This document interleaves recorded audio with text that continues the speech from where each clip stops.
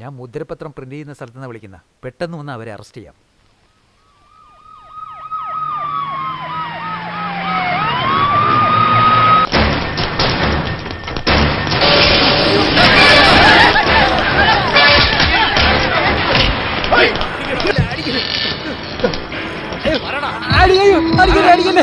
ഇതിനാരാ കാരണം ഞാൻ പറയാം സാറേ. അടിക്കല്ലേ സാറേ, അടിക്കല്ലേ. ഞാൻ പറയാം സാറേ, ഞാൻ ആരാണെന്ന് ഞാൻ പറയാം സാറേ. അയ്യോ അയ്യോ അടിക്കല്ലേ സാറേ. സാറേ സാറേ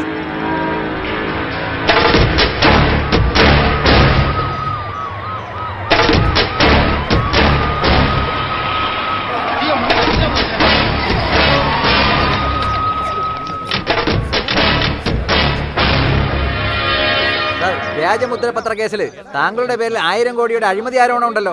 അതിനെപ്പറ്റി എന്ത് പറയുന്നു? ഞാൻ ആരെന്ന് ഈ നാടിനറിയാം, ഇവിടുത്തെ ജനങ്ങളെ എനിക്കും അറിയാം.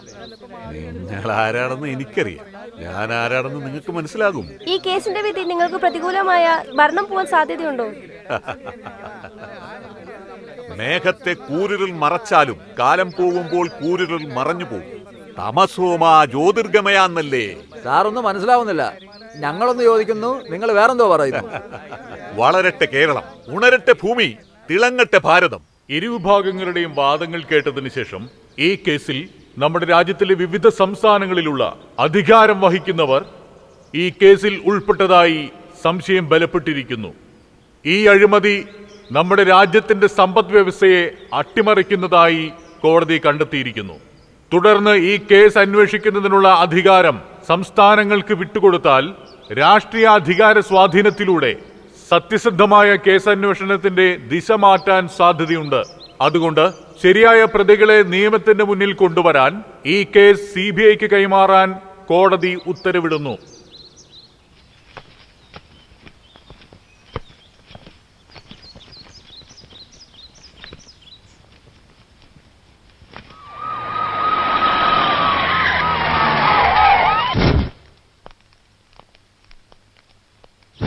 നമസ്കാരം സാർ. വരൂ വക്കീൽ സാർ. ബീച്ചിലിരുന്ന് സന്തോഷമായിട്ട് മുളക് വെച്ച് കഴിച്ചോണ്ടിരിക്കുകയായിരുന്നു. നിങ്ങളെന്നെ പെട്ടെന്ന് കാണുമെന്ന് പറഞ്ഞുകൊണ്ടാണ് പൊതിയായിട്ട് ഇങ്ങോട്ട് പോകുന്നത്. സോറി. ഗുണ്ടൂർ മുളകാ, നല്ല എരിവാ. ടേസ്റ്റ് ചെയ്യണോ? 21-ാം തീയതി ഫ്ലൈറ്റ് ലണ്ടൻ. അവിടെ നിങ്ങൾക്ക് സ്വന്തമായിട്ടൊരു വീട്, സ്വിസ് ബാങ്കിൽ അക്കൗണ്ട്, സൂട്ട് കേസ് നിറയെ ഹോട്ട് ക്യാഷ്. നിങ്ങൾ ചെയ്യേണ്ടത് ഒരേ ഒരു കാര്യം. വ്യാജമുദ്രപത്ര കേസിൽ CBI എൻ്റെ മേൽ കേസെടുത്തിരിക്കുക. അതിൻ്റെ വിചാരണ ഡൽഹിയിൽ സ്പെഷ്യൽ കോർട്ടിൽ വെച്ചിരിക്കുക. അതിലെനിക്കെതിരെ സർക്കാർ വക്കീലായിട്ട് നിങ്ങൾ ഹാജരാകാൻ പാടില്ല. എന്താ നിങ്ങളീ പറയുന്നത്? നിങ്ങൾക്ക് പകരം വേറെ ഏത് വക്കീൽ ഹാജരായാലും ഞാൻ ഈസി ആയിട്ട് ജയിക്കും. നിങ്ങളുടെ ആരോഗ്യം സംരക്ഷിക്കാൻ നിങ്ങൾ ഇത്രത്തോളം ഗുളികൾ കഴിക്കുന്നില്ലേ? അതുപോലെ നിങ്ങളുടെ അധികാരം സംരക്ഷിക്കാൻ വേണ്ടി നിങ്ങൾ എനിക്ക് വിലയിടുന്നു. പക്ഷേ ഏർവാടിയിലെ മനോരോഗികൾ വെന്തു മരിച്ചില്ലേ? അതിൽ നിങ്ങൾ വിഷമിച്ചോ? ശ്രീരംഗത്ത് കല്യാണ സദ്യക്ക് വന്ന കുറേ പാവങ്ങളും വെന്തു മരിച്ചില്ലേ? അതിൽ നിങ്ങൾ വിഷമിച്ചോ? അതെല്ലാം പോട്ടെ സാർ. കുംഭകോണത്തിൽ പള്ളിക്കൂടത്തിൽ വന്ന പിഞ്ചു കുഞ്ഞുങ്ങൾ വെന്തു മരിച്ചില്ലേ സാർ? സ്കൂള് കത്തിപ്പോയതിൽ ഞങ്ങൾക്കെന്താ ബന്ധം? സാറേ, പള്ളിക്കൂടം എന്ന് പറഞ്ഞാൽ 4 മരം ഉണ്ടാകണം, ഓടിക്കളിക്കാൻ കുറച്ച് സ്ഥലം ഉണ്ടാകണം. പക്ഷേ നിങ്ങളെന്താ ചെയ്യുന്നത്? കാശ് വാങ്ങിയിട്ട് ഇടവഴിയിലും ടെറസിൻ്റെ മുകളിലും പള്ളിക്കൂടം നടത്താൻ അനുവാദം കൊടുക്കുന്നു. അതുകൊണ്ടാണ് കുംഭകോണത്തെ ആ സ്കൂൾ ചുടുകാടായി മാറിപ്പോയത്. ആ കുട്ടികൾ ഒരു ദിവസം എരിഞ്ഞത് മാത്രമേ നിങ്ങൾക്കറിയൂ. എന്നാൽ മാതാപിതാക്കളുടെ മനസ്സ് ഓരോ ദിവസവും എരിഞ്ഞുകൊണ്ടിരിക്കുക. അത് നിങ്ങൾക്കറിയോ? എന്താ തിരുപ്പതി ചില മീറ്റിംഗിൽ പ്രസംഗിക്കുന്ന പോലെ സംസാരിക്കുന്നത്?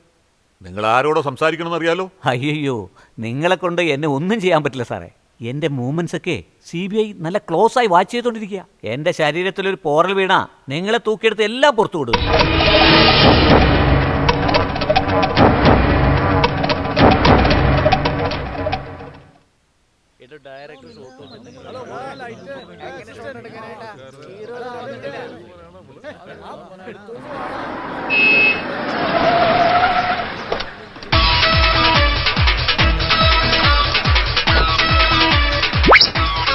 വാടോ ഹീറോ, അഭിനയിക്കാൻ തുടങ്ങിയിട്ട് 3 ദിവസം പോലും ആയിട്ടില്ല.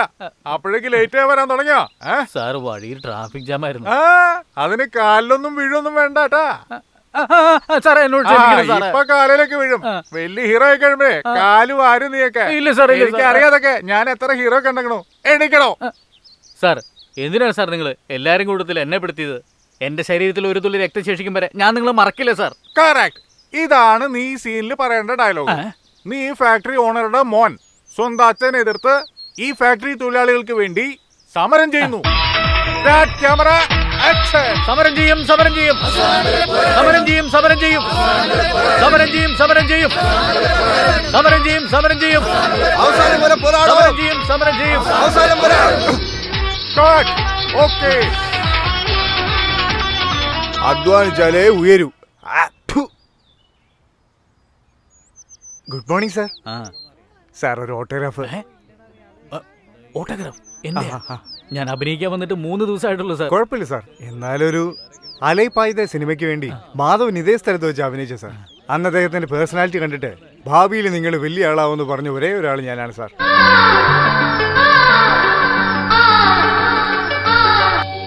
Sorry sir.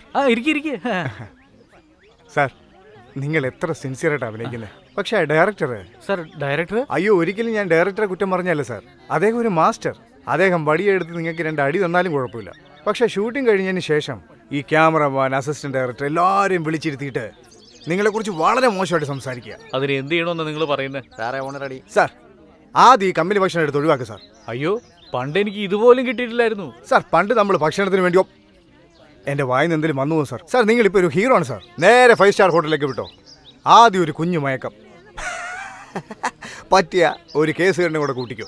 സാവകാശം വൈകിട്ട് വരിക, ഇല്ലെങ്കിൽ നാളെ വന്നാൽ മതി. ഇനി വരാതിരുന്നാൽ തന്നെ നമ്മളാണോ കാശ് മുടങ്ങി പടം എടുക്കുന്നേ? സത്യ, ഒരു മിനിറ്റ്. ഫോട്ടോഗ്രാഫി ചോദിച്ചില്ലേ? നിങ്ങൾ പറഞ്ഞത് 100% ശരിയാ. ഇൻട്രൊഡ്യൂസ് ചെയ്ത ഒറ്റ കാരണം കൊണ്ട് നമ്മളെ അടിമയാക്കാൻ സമ്മതിക്കരുത്. ചുവരണ്ടയിലെ ചിത്രം വരയ്ക്കാൻ പറ്റുമോ, കവറണ്ടയിലെ പോസ്റ്റ് ചെയ്യാൻ പറ്റും. Correct sir. ഈ പടം ഇല്ലെങ്കിൽ അടുത്ത പടം, അടുത്ത പടം ഇല്ലെങ്കിൽ മറ്റേ പടം. ചെല്ലു സാർ. ആ കുളനോട് പറഞ്ഞേക്ക്. ശരി സാർ. നമസ്കാരം സാർ. ഒരു ഓട്ടോഗ്രാഫ്. എന്റെ പടം കണ്ടിട്ടുണ്ടോ സാർ? സിനിമ എന്ന് പറഞ്ഞാൽ സാറിന് സിനിമ മാത്രം കാണാറുണ്ട്. ഗുഡ്. സാർ ഈ അടുത്ത് സാറിന്റെ ഒരു പടം റിലീസായില്ലേ സാർ? ഇങ്ങനൊരു പടം. അത് കളക്ഷനിൽ തൂത്തുവാരിയല്ലോ സാർ. അയ്യേ, അങ്ങനെ ഒരു സിനിമ ഡയറക്ട് ചെയ്തായിരുന്നു. അതിൽ ഇൻട്രൊഡ്യൂസ് ആയവളാ ഈ രഞ്ജിത. ഇന്ന് അവളാ നമ്പർ 1 ഹീറോയിൻ. എനിക്ക് തന്നെ കോൾ ഷീറ്റ് കുറച്ച് തരാന്നാ പറയുന്നത്. സാർ തെറ്റ് നിങ്ങളുടെ ഭാഗത്താ സാർ. ഇപ്പോ ഒരു പുതുമുഖ താരത്തെ പരിചയപ്പെടുത്തുന്നു വെച്ചോ. അവർ ആജീവനാന്തം നമ്മുടെ അടിമയായിരിക്കുന്നത് പോലെ ഒരു എഗ്രിമെന്റ് എഴുതണം സാർ. ഇപ്പോ ഈ സിനിമയിൽ നിങ്ങളൊരു ഹീറോയെ പരിചയപ്പെടുത്തുന്നില്ലേ? എഗ്രിമെന്റ് എഴുതിയിട്ടുണ്ടോ? എന്റെ ഹീറോയിനെ കുറിച്ച് എന്നോട് കുറ്റം പറയുന്നു. ആരാ താൻ? ജൂനിയർ ആർട്ടിസ്റ്റ് ആണ് സാർ. തീറ്റ കഴിഞ്ഞ അല്ല, പോന്നേ ഉള്ളൂ. ശരി സാർ, ക്ഷമിക്കണം സാർ. സാർ നിങ്ങൾ എടോ പോടോ എന്നൊരു പടം ഡയറക്റ്റ് ചെയ്തില്ലേ സാർ? അത് ചിങ്കിയ ഫുങ്കിയ എന്നൊരു ചൈനീസ് പടം കോപ്പി അടിച്ച്. പിന്നെ ഇപ്പൊ നിങ്ങൾ ഡയറക്റ്റ് ചെയ്തുകൊണ്ടിരിക്കുന്ന പടം പോലും നിങ്ങളുടെ അസിസ്റ്റന്റ് ഡയറക്ടറുടെ കഥ. അത് നിങ്ങൾ 500 രൂപ കൊടുത്ത് മൊത്തമായിട്ട് ഇങ്ങനെ എഴുതി വാങ്ങിച്ചെന്ന്. അങ്ങനെയാണോ പറഞ്ഞേ? വേറെന്തൊക്കെയാ പറഞ്ഞേ? വലിയ കുറ്റമൊന്നും പറഞ്ഞില്ല സാർ. ആ പന്നനാണെങ്കിൽ ഈ ഡയറക്ഷനെ പറ്റി ഒരു പിണ്ണാക്കും അറിയില്ലെന്ന്. എല്ലാ ക്യാമറമാനാ ചെയ്യുന്നതെന്ന് പറഞ്ഞു സാർ. എവിടെയാണ് അവൻ? എവിടെ? എന്തിനാണോ ഇങ്ങനെ നിലവിളി? എനിക്ക് പടം വേണ്ട സാർ, വേണ്ട. എടോ ഡയറക്ടറെ, എന്തിനാ ഇത്ര ടെൻഷൻ അടിക്കുന്നത്? റോട്ടിൽ ആക്രി വറക്കി കിടന്ന ചെക്കനാ മേക്കപ്പ് ഇട്ട് ഹീറോ ആക്കിയതിന് ഇതും കിട്ടണം, ഇതിനപ്പുറവും കിട്ടണം. എനിക്ക് രണ്ടിലൊന്നും അറിഞ്ഞേ പറ്റൂ. വെയിറ്റ്. അനിയാ, ആ കഥാനായകനെ കുറിച്ച് എന്താവശ്യം നീ പറഞ്ഞു കൊടുത്ത്? അവൻ നല്ലൊരു പയ്യനല്ലേ, നീ എന്താ ഇങ്ങനെയൊക്കെ ചെയ്യുന്നത്? സാർ ഇതാരാ സാർ? ഞാൻ ആരാന്നാ? രാവിലെ ആവി പറക്കുന്ന ഇഡ്ഡലി അടിച്ച് കയറ്റിയില്ലേ, അവസാനം ചൂട് ചായ കുടിച്ചില്ല, അതൊക്കെ തരുന്നത് ഞാനാടാ. റബ്ബർ തോട്ടം വിറ്റിട്ട് സിനിമ എടുക്കാൻ വന്നവനാ. ബൺറൂട്ടി പോയി ചോദിച്ചു നോക്ക്. റബ്ബർ പാണ്ഡ്യൻ എന്ന് പറഞ്ഞ ആരും പറഞ്ഞു തരും, ഞാനായി പടത്തിന്റെ പ്രൊഡ്യൂസർ. അതിനെന്തിനാടാ ചിരിക്കണേ? അവര് ഡയറക്ടറെ പറ്റി പറഞ്ഞൊന്നുമല്ല സാർ, നിങ്ങളെ പറ്റി പറഞ്ഞ കേട്ടോണ്ടല്ലോ.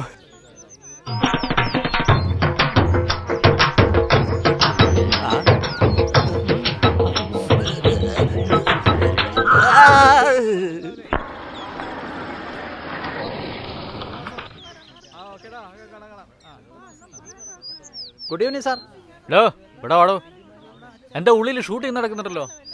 ഡയറക്ടർ ഞാനില്ലാത്ത ഏതെങ്കിലും ഷോട്ട്സ് എടുക്കുന്നുണ്ടോ? നിങ്ങളെ ഒഴിവാക്കി ഷൂട്ട് ചെയ്തോണ്ടിരിക്കുക. ഞാനില്ലാതെയാ? എടോ, ഞാനാടാ ഈ പടത്തിലെ ഹീറോ. അതൊക്കെ രാവിലെ സാർ, ഇപ്പൊ കഥയൊക്കെ മാറിപ്പോയി. താൻ എന്താ ഈ പറയുന്നേ? ഹീറോയെ തന്നെ മാറ്റിക്കളഞ്ഞു.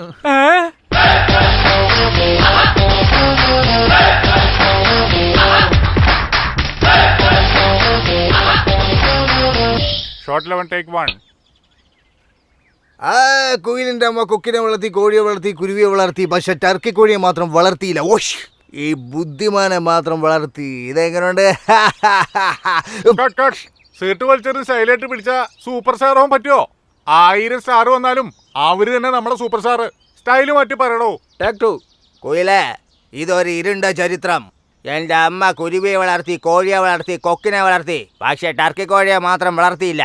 എന്താണെന്നറിയാവോ? ഞാനൊരു ഒറ്റയാനല്ല, എന്റെ തലയ്ക്ക് പിന്നിൽ ഒരു പ്രസ്ഥാനം തന്നെ ഉണ്ട്. അതെ. ആദ്യം സൂപ്പർ സ്റ്റാർ, ഇപ്പൊ അൾട്ടിമേറ്റ് സ്റ്റാറോ? നീ ഒരു സ്റ്റാറിനും വിടില്ല അല്ലേ? വേറെ ഏതെങ്കിലും പുതിയത് ട്രൈ ചെയ്ത് നോക്കണോ? ടാക് 3. കുയില്, എന്റെ അമ്മ ഇന്ത്യ അതിർത്തിയിലുണ്ടായിരുന്നപ്പോ കുരുവിയെ വളർത്തി, കൊക്കിനെ വളർത്തി, കോഴിയെ വളർത്തി. പക്ഷേ ടർക്കി കോഴിയെ മാത്രം വളർത്തിയില്ല. എന്താണെന്നറിയാവോ? പാകിസ്ഥാൻ തീവ്രവാദികൾ വെടിവെക്കുമെന്ന് വിചാരിച്ചിട്ടാ. ഡോ, അവര് നമ്മുടെ സംഘടനയുടെ പ്രസിഡന്റാ. നിനക്ക് സംഘടന ചേരണമെന്ന് ആഗ്രഹമില്ലേ? മെമ്പറായാലേ അടുത്ത പടത്തിൽ അഭിനയിക്കാൻ പറ്റുള്ളൂ. ഇതാ നോക്കിയേ, നീ ആരുടെ സ്റ്റൈൽ ഫോളോ ചെയ്യേണ്ട? നിന്റേതായ സ്റ്റൈലിൽ അഭിനയിച്ചാലേ ഈ സിനിമാ ലോകത്ത് 25-30 വർഷത്തിന് മുകളിൽ പിടിച്ചേക്കാൻ പറ്റുള്ളൂ. മനസ്സിലായാ? Start camera, action. എന്താ മോളെ ചക്കരെ? കുയിലേ കുയിലേ കുയിലേ, എൻ്റെ അമ്മയുടെ വയസ്സാം കാലത്ത് കുഴിയിലേക്ക് കാലം നീട്ടിയിരിക്കേണ്ട സമയത്ത് മരിക്കുന്നതിന് പകരം കുരുവിയെ വളർത്തി, കോഴിയെ വളർത്തി, കൊക്കിനെ വളർത്തി. പക്ഷെ എൻ്റെ അമ്മ ടർക്കി കോഴിയെ വളർത്തുന്നതിന് പകരം എന്നെ വളർത്തി. അതുകൊണ്ട് കുയിലി പെണ്ണേ, ഞാനല്ലേ നിനക്ക് ഓളിനോള്. പക്ഷേ എൻ്റെ ക്യാരക്ടറെ നീ മനസ്സിലാക്കുന്നില്ലല്ലോ. Very good. മറ്റുള്ളവരുടെ സ്റ്റൈൽ ഫോളോ ചെയ്യാണ്ട് നിന്റെ സ്റ്റൈലിൽ നീ പറഞ്ഞില്ലേ, അതാണ് വേണ്ടത്. ഇനി നീ ഇത് തന്നെ ഫോളോ ചെയ്തോ. ഓക്കെ? നോക്കി കേറ്റേ, ഒന്നും പൊടിച്ചു കളല്ലേ. എന്താ ഇതൊന്നും വെറുതെ കളയാൻ സമയമില്ല. ഇതൊന്നും ലോറി ഒന്നും ചെയ്യേണ്ടതല്ല, വീട്ടിൽ പോയി ചെയ്താൽ മതി. ഇവിടെ കണ്ണാടിയാണ്, സൂക്ഷിച്ചു കയറ്റ്. സാർ നമസ്കാരം വക്കീൽ സാർ. ഇതുപോലെ 6 വർഷങ്ങൾക്ക് മുമ്പ് ഒരു ദിവസം വന്ന്, സാറേ ഞാൻ അനാഥനാണ്, എനിക്കൊരു ആശ്രയം തരണമെന്ന് പറഞ്ഞ് കോളനിയിൽ വന്ന് എൻ്റെ കാലേ വീണു. ഞാൻ എന്തെങ്കിലും ആയിക്കോട്ടെ എന്ന് കയറി സെക്യൂരിറ്റി ജോലി തന്നു. ഒരു ദിവസം നല്ല മഴ പെയ്തു. ഞാൻ എൻ്റെ സ്വന്തം ഫ്ലാറ്റിൻ്റെ വാതിൽക്ക് കിടക്കാൻ പറഞ്ഞപ്പോൾ നീ നൈസായിട്ട് അകത്ത് കയറി, എന്നിട്ട് അകത്തുള്ളവരെ പുറത്താക്കി.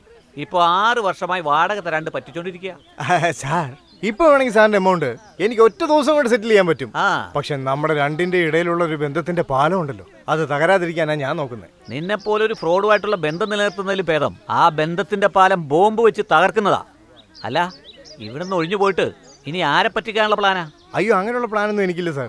ഞാൻ അഭിനയിച്ച ആദ്യ സിനിമ നാളെ റിലീസാവുക. ഓ, ജനങ്ങളെ പറ്റിക്കാൻ പോവുക. ആ പടം നാളെ റിലീസായി കഴിഞ്ഞാൽ എന്നെ അന്വേഷിച്ച് വലിയ വലിയ പ്രൊഡ്യൂസേഴ്സ് ഒക്കെ വരും സാർ. ആ സമയത്ത് ഞാൻ ഇതുപോലത്തെ ഒരു ഓലക്കുടിലിൽ താമസിച്ചാൽ നന്നായിരിക്കില്ലോ സാർ. ഓലക്കുടില് ഇത് ഓഫ് കോഴ്സ്. അതുകൊണ്ട് എൻ്റെ ഒരു ഫ്രണ്ട് ഒരുത്തൻ അവൻ്റെ ബംഗ്ലാവിൻ്റെ ചാവി എന്നെ തന്നിട്ട് ഭദ്രമായിട്ട് നോക്കാൻ പറഞ്ഞിട്ട് അവൻ ഫോറിനിൽ പോയി. ഞാൻ അവിടെ പോയി താമസിക്കാമെന്ന്. നടന്നത് തന്നെ. അയാൾ തിരിച്ചു വന്നാൽ അതേ ബംഗ്ലാവിൽ സെക്യൂരിറ്റി ആയിട്ട് നിൽക്കേണ്ടി വരും. പക്ഷെ ഒരു കാര്യം സത്യ, ഇതുപോലെ കുറുക്കുവഴിയിലൂടെ മുന്നോട്ട് പോകാമെന്ന് വിചാരിക്കുന്ന നീ മനുഷ്യരിൽ നിന്ന് രക്ഷപ്പെടാം, പക്ഷെ ദൈവത്തിന്റെ മുന്നിൽ നിന്ന് ഒരിക്കലും രക്ഷയില്ല. എൻ്റെ വഴി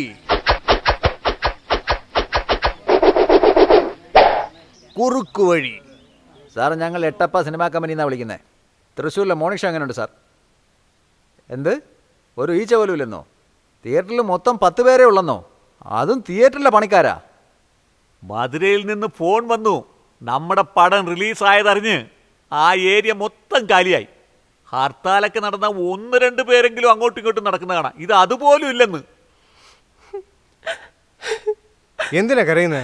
പടം സൂപ്പർ ഹിറ്റ് ആവും, ലൈഫിൽ സെറ്റിൽ ആവാന്ന് മാത്രം സ്വപ്നം കണ്ടുകൊണ്ടിരുന്ന ഞാൻ. ഇതുവരെ ഒരു ഷോ പോലും ഫുള്ളായില്ലെന്ന്. നാളെ എല്ലാ തിയേറ്ററിൽ നിന്നും ഫിലിം പെട്ടി തിരിച്ചു വരുമെന്നാ പറയുന്നത്. ഈ പടം ഓടിയില്ലെങ്കിൽ ഞാൻ തീർച്ചയായും ആത്മഹത്യ ചെയ്യും. നല്ല ഐഡിയ. മിണ്ടാതങ്ങ് ആത്മഹത്യ ചെയ്തോ, പടം സൂപ്പർ ഹിറ്റ് ആവും. എന്താ സാർ പറയുന്നേ? അതിന് ശരിക്കും ആത്മഹത്യ ചെയ്യാനാണോ പറഞ്ഞേ?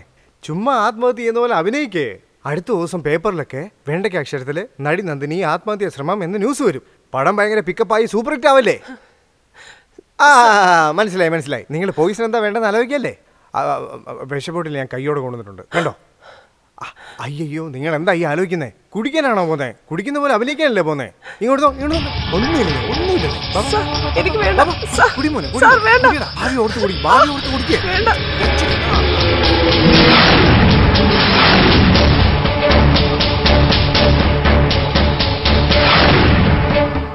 ഡോക്ടർ, നന്ദിനി രക്ഷപ്പെടണം.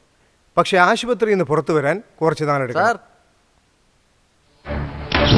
സാർ, നന്ദിനി മേഡം പെട്ടെന്ന് ആത്മഹത്യക്ക് ശ്രമിക്കാൻ കാരണം? ഈ സിനിമയുടെ ലാസ്റ്റ് ഡേ ഷൂട്ടിംഗ്. നന്ദിനി ആ സീനിൽ ഓടി വന്ന് എന്നെ കെട്ടിപ്പിടിച്ച് ഐ ലവ് യു പറയുന്ന പോലെ ഡയറക്ടർ ഒരു ഷോട്ട് വെച്ചു. ആ കുട്ടി വന്ന് എന്നെ കെട്ടിപ്പിടിച്ചപ്പോൾ ഞാൻ സീനാണെന്ന് കരുതി. പക്ഷെ അവൾ റിയലായിട്ട് എന്നെ പ്രേമിക്കുകയായിരുന്നു. അതിനുശേഷം എവിടെ പോയാലും അവളെൻ്റെ പുറകെ വന്ന് ഞാനെന്ന് പറഞ്ഞ് അവൾക്ക് ഭ്രാന്തായി. എടി ആ വായി നോക്കി വരുന്നുണ്ട്, ആ ചെയറെടുത്ത് മാറ്റാം. രണ്ടുപേരും ഒരുമിച്ചിരുന്ന് ഭക്ഷണം കഴിക്കും.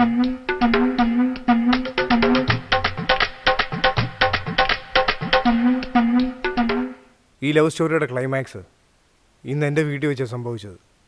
രാവിലെ എൻ്റെ വീട്ടിൽ വന്ന് നിങ്ങൾ എന്നെ കല്യാണം കഴിച്ചില്ലെങ്കിൽ ഞാൻ ആത്മഹത്യ ചെയ്യും എന്നെന്നെ ഭീഷണിപ്പെടുത്തി. ഞാനത് അവളുടെ കുട്ടികളിയായിരിക്കും എന്ന് വിചാരിച്ച് അതത്ര കാര്യമാക്കിയില്ല. പക്ഷെ അവസാനം എൻ്റെ കണ്ണ് നിറച്ചു കളഞ്ഞു. എൻ്റെ കുട്ടിക്കാലം മുതൽ ഒരു ഉറുമ്പിനെ പോലും ഞാൻ ദ്രോഹിച്ചിട്ടില്ല. അതുകൊണ്ട് നിങ്ങൾ അതും ഇതുമൊക്കെ എഴുതി പിടിപ്പിച്ച് ആ കുട്ടിയുടെ ജീവിതം നശിപ്പിക്കരുത്. ഹെഡ്ലൈൻസായിട്ട് നിങ്ങൾ ഈ വാർത്ത ഇടാനേ പാടില്ല.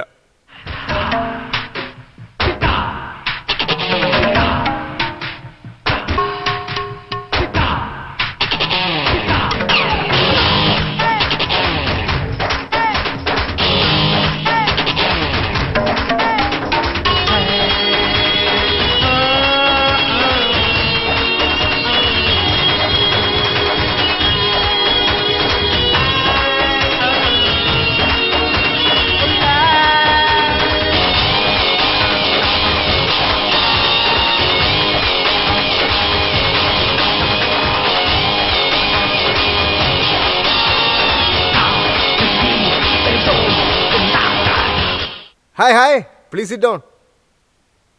നമസ്കാരം സർ, ഞങ്ങൾ വിജയ് ടി വിന്ന് ന്യൂസ് അവർ പ്രോഗ്രാമിന് വന്നതാ. നിങ്ങൾ അഭിനയിച്ച ആദ്യ പടം തന്നെ സൂപ്പർ ഹിറ്റാ. ഈ സിനിമയിൽ എങ്ങനെ അവസരം ലഭിച്ചത്? ആക്ച്വലി എൻ്റെ ഫാമിലി ലണ്ടനിൽ വലിയ റോയൽ ഫാമിലിയാണ്. ഞാൻ ഒരു പ്രാവശ്യം ബിസിനസ് ചെയ്യാൻ ഇന്ത്യയിൽ വന്നു. അപ്പോൾ എയർപോർട്ടിൽ എന്നെ ഒരു ഫിലിം ഡയറക്ടർ കണ്ടിട്ട് സാർ നിങ്ങൾ നല്ല ഹൈറ്റായിട്ട് അമിതാഭ് ബച്ചൻ പോലെ ഇരിക്കുന്നു, നിങ്ങളെന്താ ഫിലിമിൽ ആക്ട് ചെയ്യാത്തതെന്ന് ചോദിച്ചു. ഐ സെഡ് നോ എനിക്ക് ഒരുപാട് ബിസിനസ് ഉണ്ട്, എനിക്ക് ഫിലിമിൽ ആക്ട് ചെയ്യാൻ പറ്റില്ല എന്ന് പറഞ്ഞു. ഞാൻ ആൾ ഓഫ് സാർ എന്ന് പറഞ്ഞ് എൻ്റെ കാല വീണു. ഞാൻ ആകെ ഗിൽറ്റി ആയിപ്പോയി, എന്ത് ചെയ്യണമെന്ന് അറിയില്ല. ഫൈനലി ഐ സെഡ് യാ. ഇപ്പോൾ നിങ്ങൾക്ക് കുറേ പടം ബുക്കായിട്ടുണ്ടല്ലോ, ഇനി തുടർന്ന് അഭിനയിക്കോ അതോ ലണ്ടനിലേക്ക് തിരിച്ചു പോവോ? Actually I like Kerala very much because ഇളിച്ച വായന്മാർ കൂടുതലുള്ള ഇവിടെയാണ്. പുറത്തുനിന്ന് വരുന്നവർക്ക് അമ്പലം പണിയുന്നു, ഇവിടെ ഉള്ളവരെ ചെരിപ്പൊരി അടിക്കുന്നു. So I like this place too much. കാറിൽ വരണ്ട, ഞാൻ ആ സത്യ കാരണം സൈക്കിളിൽ പോകുന്നു.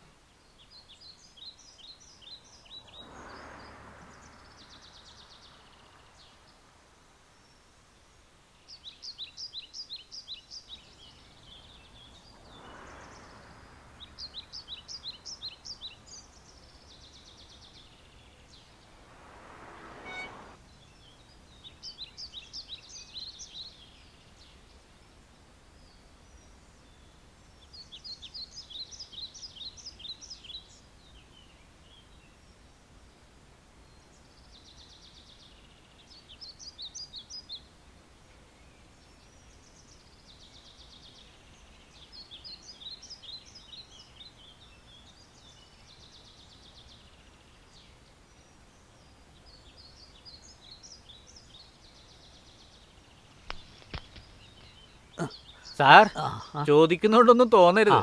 എന്തിനാ സാർ പഠിക്കിട്ട് അനക്കി നോക്കുന്നു, തറ ചവിട്ടി നോക്കുന്നു? Any problem? അനിയ, ഇതെന്റെ സ്റ്റുഡിയോ, ഞാൻ എന്ത് വേണമെങ്കിലും ചെയ്യും. അത് ചോദിക്കാൻ നീ ആരാ? നിങ്ങളുടെ സ്റ്റുഡിയോ? ആ, അങ്ങനെയാണ്. നിങ്ങൾ ആരാ സാർ? ഞാനാടാ AVM ശരവണൻ. AVM ശരവണ? ആ ഒരു ഫോട്ടോയിൽ ഇങ്ങനല്ലോ. അനിയ, പടയപ്പ സിനിമ കണ്ടിട്ടുണ്ടോ? ഉണ്ട്. അതിൽ രജനീകാന്ത് എങ്ങനെയാ? നേരിൽ കാണുമ്പോ എങ്ങനെയാ? അതുപോലെയാണ് ഇതും. എന്ന് വെച്ചാ നിങ്ങളാണ് ശരിക്കും AVM ശരവണൻ? Yes. സാറേ, നിങ്ങളെ നേരിൽ കാണാൻ ഭാഗ്യം കിട്ടിയല്ലോ. സാറേ, ആ. നിങ്ങളുടെ കമ്പനി എത്രയോ പുതുമുഖ താരങ്ങളെ സൃഷ്ടിച്ചിരിക്കുന്നു. അതെ. ആ കണ്ണട ഉരുമാറ്റി എന്നെ ഒരു നോക്കിയാ ഞാനും വലിയ ഹീറോ ആവും സാർ. കണ്ണുപൊട്ടനെ നിന്നെ ഹീറോ ആക്കും. നോക്ക്, എന്റെ അടുത്ത പടത്തിന്റെ പേര് ലക്ഷാധിപതി. അതിലെ നായകന്റെ വേഷം പിച്ചക്കാരൻ. നിന്നെ കണ്ടാൽ ലക്ഷാധിപതിയുടെ ലുക്കാ. എങ്ങനെ നീ പിച്ചക്കാരനായി മാറും? ഒരു മിനിറ്റ്, ഈ മോതിരം ഒന്ന് പിടിച്ചേ, ഈ വാച്ചും മാല പിടിച്ചു. സാർ, ഇപ്പൊ എങ്ങനെയുണ്ട്? ശരിക്കും പിച്ചക്കാരനെ പോലെ ഇല്ലേ? നിന്നെ കണ്ട അന്തിപ്പിച്ചക്കാരനെ പോലെ. ചുമ്മാ പറഞ്ഞതല്ല, പറഞ്ഞ സെക്കൻഡിൽ തന്നെ മേക്കപ്പ് മാൻ ഇല്ലാതെ, കോസ്റ്റ്യൂമർ ഇല്ലാതെ അപ്പൊ തന്നെ ഗെറ്റപ്പ് മാറ്റിയ നീ മികച്ചൊരു കലാകാരൻ തന്നെയാ. Blank cheque. എന്റെ അടുത്ത പടത്തിലെ ഹീറോ നീ തന്നെ. എന്താടാ, ഉള്ളിലേക്ക് പോകാൻ എന്നോട് കാശ് വെച്ചില്ലേ? ഇപ്പൊ നിന്റെ കമ്പനിക്ക് ഞാനടാ പുതിയ ഹീറോ. AVM ശരവണൻ സാറാ പറഞ്ഞേ. എന്താടാ? AVM ശരവണൻ സാറ് ഫോറിൽ പോയിട്ട് 15 ദിവസമായി. നിന്നെ അവര് ഹീറോ ആക്കാന്ന് പറഞ്ഞെന്നോ? 15 ദിവസമായിന്നാ. അപ്പൊ ഉള്ളില് വെള്ള ഷർട്ടും വെള്ള പാന്റും ഇട്ട് നിന്നത് ആരാ?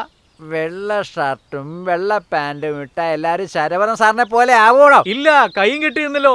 ബ്ലാങ്ക് ചെക്ക് തന്നു. എമൗണ്ടും ഇട്ടിട്ടില്ല, ഒപ്പും ഇട്ടിട്ടില്ല. സത്യത്തിൽ ഇത് ബ്ലാങ്ക് ചെക്കാണ്. പോടാ പുറത്ത്. എൻ്റെ 30 വർഷത്തെ രാഷ്ട്രീയ ജീവിതത്തിൽ എത്രയോ കേസും ജയിലും കോടതികളും കണ്ടിട്ടുള്ളതാണ്. പക്ഷേ ഈ വ്യാജ മുദ്രപത്ര കേസിൽ എവിഡൻസ് കൂടുതലായി കേസ് സ്ട്രോങ് ആയി പോയിക്കൊണ്ടിരിക്കുക. നാളെ കോർട്ടിൽ ആ എവിഡൻസിനെയൊക്കെ കൗണ്ടർ ചെയ്ത് എൻ്റെ പാർട്ടിയുടെ മുഖം രക്ഷിക്കാൻ വേണ്ടിയാണ് നിങ്ങളെ ഡൽഹിയിൽ നിന്ന് വരുത്തിയത്. ഡോണ്ട് വറി സർ, ഈ കേസൊക്കെ എനിക്ക് നിസ്സാരമാണ്. സ്റ്റേറ്റ് ടു സെൻട്രൽ വരെ ഇതുപോലെ കുറെ കേസ് ഡീൽ ചെയ്തിട്ടുണ്ട്. I will handle it. 40 വർഷമായിട്ട് ഞാൻ ഈ പാർട്ടിയിൽ വിശ്വസ്തനാ. നാളത്തെ വിധി ഞങ്ങൾക്ക് അനുകൂലമാക്കി തന്നാൽ ഞാൻ പാർട്ടിയുടെ ചെലവിൽ നിങ്ങൾക്ക് ക്ഷേത്രം പണിയും. കാരണം പാർട്ടിയുടെ അഭിമാന പ്രശ്ന. അതുമാത്രമല്ല, എലക്ഷൻ അടുത്തുകൊണ്ടിരിക്കുക. ഇപ്പൊ തന്നെ പാർട്ടിക്ക് നല്ല ചീത്ത പേരുണ്ട്. ഈ സാഹചര്യത്തിൽ നാളെ എന്തെങ്കിലും സംഭവിച്ചാൽ പാർട്ടി തന്നെ തകർന്നു പോകും. അത് കഴിഞ്ഞ് 40 വർഷമായിട്ട് വളർത്തിക്കൊണ്ടുവന്ന പാർട്ടി ഇല്ലാണ്ടായി പോവും.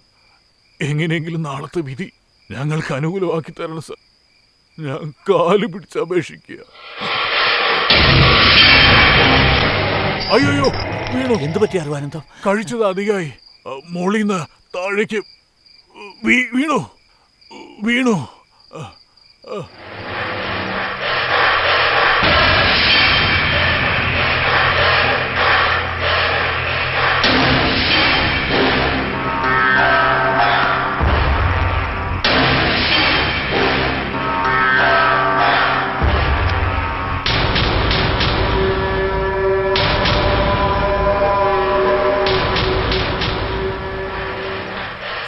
ഇരുന്ന കസേരയിൽ നിങ്ങളിരുന്ന് സ്വപ്നം കാണും.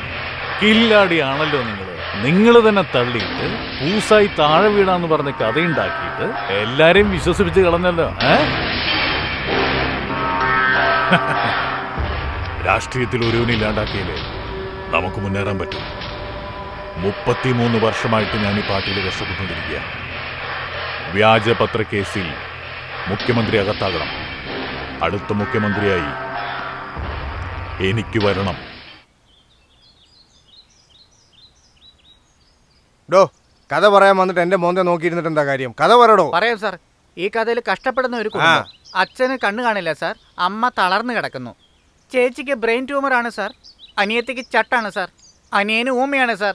എന്തിനധികം സാർ, ആ വീട്ടിലെ പട്ടിയുടെ കിഡ്നി പോലും ഫെയിലിയർ ആണ് സാർ. ഡോ, കഥ ആർക്കാണോ വേണ്ടേ? കഥയിൽ ഹീറോയ്ക്ക് എത്ര വയസ്സ് അത് പറ. ഒരു 40 വയസ്സുണ്ടാവും സാർ. 40 വയസ്സോ? എനിക്കോ? ഹലോ, ഞാനൊരു യൂത്ത് ഹീറോ ആടൂ. പ്രായത്തിന് പറ്റിയ കഥ പറ. ഇപ്പൊ എന്റെ വയസ്സിന് പറ്റിയ കഥ പറയുകയാണെങ്കിൽ അനീതിപ്രാവ്, നിറം, അതുപോലത്തെ ലവ് സബ്ജക്റ്റ് പറ. എന്നാലും ജനം സ്വീകരിക്കൂ. ഊട്ടിയിലൊരു കോൺവെന്റ്, അതിൽ നിങ്ങൾ സ്റ്റുഡന്റ്. ആഹാ, തുടക്കം തന്നെ സൂപ്പറാണല്ലോ. അങ്ങനെ കണ്ടിന്യൂ ചെയ്തോ. എതിർവശത്ത് വേറൊരു കോൺവെന്റ്, അവിടെ പഠിക്കുന്ന പെണ്ണാണ് തൃഷ. ടോപ്പ് ഗിയർ ഇട്ട് മേലോട്ട് വാ. ഒരു ദിവസം കോൺവെന്റിലേക്ക് നിങ്ങൾ സൈക്കിളിൽ വരുന്നു. അവിടെ ഒരു ഗ്രൂപ്പ് തൃശേനെ വളക്കാൻ നോക്കിക്കൊണ്ടിരിക്കുക. നിങ്ങൾ അങ്ങനെ തന്നെ സൈക്കിളിൽ നിന്ന് ഇറങ്ങാണ്ട് അവന്മാരെ കാടിച്ച് നിരത്തുന്ന ഒരു ഫൈറ്റ് വെക്കാൻ സാർ. അപ്പോൾ തൃശയുടെ ഷാൾ താഴെ വീഴുന്നു. അപ്പോൾ നിങ്ങൾ കുനിഞ്ഞെടുത്ത് നേരെ തൃശയുടെ കൈ കൊടുക്കുമെന്ന് ഓഡിയൻസ് പ്രതീക്ഷിക്കും. പക്ഷേ ഞാൻ കൊടുക്കാൻ സമ്മതിക്കില്ല സാർ. ആ ഷാൾ എടുത്ത് നിങ്ങൾ ആകാശത്തേക്ക് വലിച്ചെറിയുന്നു. അതങ്ങനെ പറന്നുപോയി ദുബായിലെത്തും ഷാള്. അവിടെ ഒരു കൈ അത് കുനിഞ്ഞെടുക്കുന്നു. അതാണ് തൃശ. അവിടെ ഒരു പാട്ട് ഞാൻ വെക്കും സാർ. ഷാളാണേ ഷാളാണേ നിന്റെ കവിളിൽ ഞാൻ തലോടും തലോടും. ഹാരിസ് ജയരാജിന്റെ മ്യൂസിക്. അടിപൊളി ലൈൻ, നന്നായിട്ടുണ്ട്. സാർ. അല്ല, ഈ പടത്തിൽ എന്റെ പ്രായം എത്രയാ? സാർ നിങ്ങൾക്ക് 16 സാർ, തൃഷക്ക് 17 സാർ. അപ്പൊ നിങ്ങൾ +1, നായിക +2 ആണ് സാർ. ആഹാ, ഈ കഥയിൽ ഒരുപാട് പ്ലസ് അതെ സാർ. നിങ്ങൾ പോയി ഈ കഥ പ്രൊഡ്യൂസറോട് പറയുന്നു, അഡ്വാൻസ് വാങ്ങുന്നു. സാർ സാർ സാർ, എന്റെ ഒരു കഥ കൂടെ ഉണ്ട് സാർ.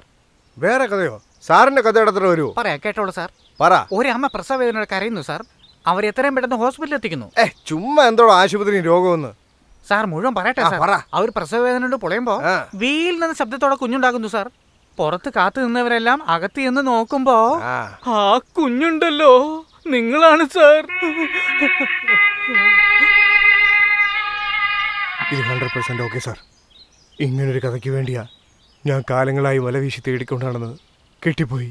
നീ കഥയാണല്ലോ പറഞ്ഞ വിവരമില്ലാത്തവനെ. ഈ കഥയാണ് സാർ പ്രൊഡ്യൂസറിന് നല്ലവണ്ണം ഇഷ്ടപ്പെട്ടത്. ഓ, ഏത് പ്രൊഡ്യൂസറാണ് ആ കഥയ്ക്ക് വേണ്ടി സിനിമ എടുക്കുന്നത്? കഴിഞ്ഞ പടത്തിന്റെ കടം വീട്ടുന്നതിന് വേണ്ടിയും ഹീറോയുടെ കോൾ ഷീറ്റ് കിട്ടിയതുകൊണ്ടാണ് പടം എടുക്കുന്നത്. നീ ഇനി എങ്ങനെ കഥ പറയണമെന്ന് ഇവനോട്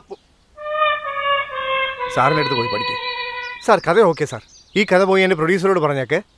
ഈ പയ്യനെ നിങ്ങളുടെ അസിസ്റ്റന്റ് ആക്കി വെച്ചോ. അസിസ്റ്റന്റ് ഇപ്പൊ എനിക്ക് 5-6 പേരെ ഉണ്ട്. നിനക്ക് ഡ്രൈവിംഗ് അറിയാവടാ? നന്നായിട്ട് അറിയാം. എന്നാ നീ ഡ്രൈവറായിട്ട് കുടിക്കോ. സാറിന് സ്വന്തമായിട്ട് കാറൊക്കെ ഉണ്ട്. കഥ റെഡിയായല്ലോ, ഇനി കാറ് മേടിക്കാനാണ് ബുദ്ധിമുട്ട്. സീനെ പറ്റി ആലോചിക്കുമ്പോൾ ചോദിക്കും, കറക്റ്റ് ആയിട്ട് തന്നേക്കണം. പ്രൊഡ്യൂസറോട് പറഞ്ഞിട്ട് സാറോട്ട് റൂം എടുത്തിട്ട് 2 ഫുള്ള് വാങ്ങി വെക്കാൻ പറ. Okay, lighter sir. എടുത്തിട്ട് വാടാ. Okay sir. എടാ, ഇവൻ 200 ദിവസം ഷൂട്ട് ചെയ്ത് ഭാവിയിൽ വലിയ ഡയറക്ടറാവും തോന്നല്ലോ. സിനിമ നന്നായിട്ട് ഓടിയാ ഇവനൊരു കാറ് സമ്മാനമായിട്ട് കൊടുത്ത് ടപ്പയെന്ന് കയ്യിലെടുക്കണം. ഞാൻ താമസിക്കേണ്ട വീട്, ഞാൻ അടിച്ചു പൊളിച്ച് കുളിക്കേണ്ട കുളം, ഒരു ഒപ്പിട്ട് എൻ്റെ പേരിൽ എൻ്റെ തലവര തന്നെ മാറിപ്പോയില്ലേ. അവിടെ ഇവിടെയൊക്കെ അലഞ്ഞു തിരിഞ്ഞ് അവസാനം ഇവന്റെ മുറ്റത്ത് തന്നെ എത്തിയല്ലോ. വാച്ച്മാൻ, ആരാടാ ഈ പിച്ചക്കാരനൊക്കെ അകത്തോട്ട് കയറ്റിയത്? പോയിട്ട് വെള്ളിയാഴ്ച ഓടാം. അയ്യോ, ഞാൻ പിച്ചക്കാരനല്ല സാർ. പിന്നെ ആട്ടോഗ്രാഫ് വാങ്ങിക്കാൻ വന്ന ആരാധന. അയ്യോ, ഓട്ടോഗ്രാഫോ? അന്നൊരു ഓട്ടോഗ്രാഫ് എഴുതിയുണ്ടാ ഇന്ന് എൻ്റെ ഗതി ഇങ്ങനെ ആയത്. സാർ, എൻ്റെ മുഖത്തേക്ക് ശരിക്കും നോക്കിയേ please. My first film hero. Cinema എല്ലാം കിട്ടിയോ? എവിടെ നിന്ന് കിട്ടാനാ സാർ?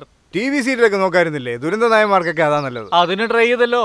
ഏത് മാഗസിൻ നോക്കിയാലും ഡയറക്ടർ ബഹുമാനിക്കത്ത ഹീറോ എന്ന് വാർത്ത വന്നുകൊണ്ട് ഒരു കമ്പനിയിൽ എനിക്ക് കയറാൻ പറ്റുന്നില്ല സാർ. സാർ, കഴിച്ചിട്ട് 6 ദിവസമായി സാർ. എന്തെങ്കിലും ജോലി ഉണ്ടെങ്കിൽ തരണം സാർ. എന്റെ അടുത്ത് എന്ത് ജോലിയാ ഉള്ളത്? ഒരു കാര്യം ചെയ്യും, ഡെയിലി എന്റെ കൂടെ ഷൂട്ടിങ്ങിന് വാ. കുട പിടിക്കുക, ചെയർ ഇട്ട് തരിക, ജ്യൂസ് തരിക, ഷോട്ട് തുടങ്ങുന്നതിന് മുന്നേ കണ്ണാടി എടുത്ത് കാണിക്കുക. ഒരു 4-8 ഒക്കെ തരാൻ പറയാം. പക്ഷെ ദൂർത്തടിച്ച് കളയാൻ പാടില്ല. ചേർത്ത് വെച്ച് വീടും കാറും വാങ്ങി സെറ്റിലാവണം. കണ്ണാ, നായകൻ അവിടെ നിന്ന് ഇങ്ങനെ നടന്നു വന്നുകൊണ്ടിരിക്കുമ്പോൾ സൂം ബാക്ക് ചെയ്യണം. മനസ്സിലായല്ലോ?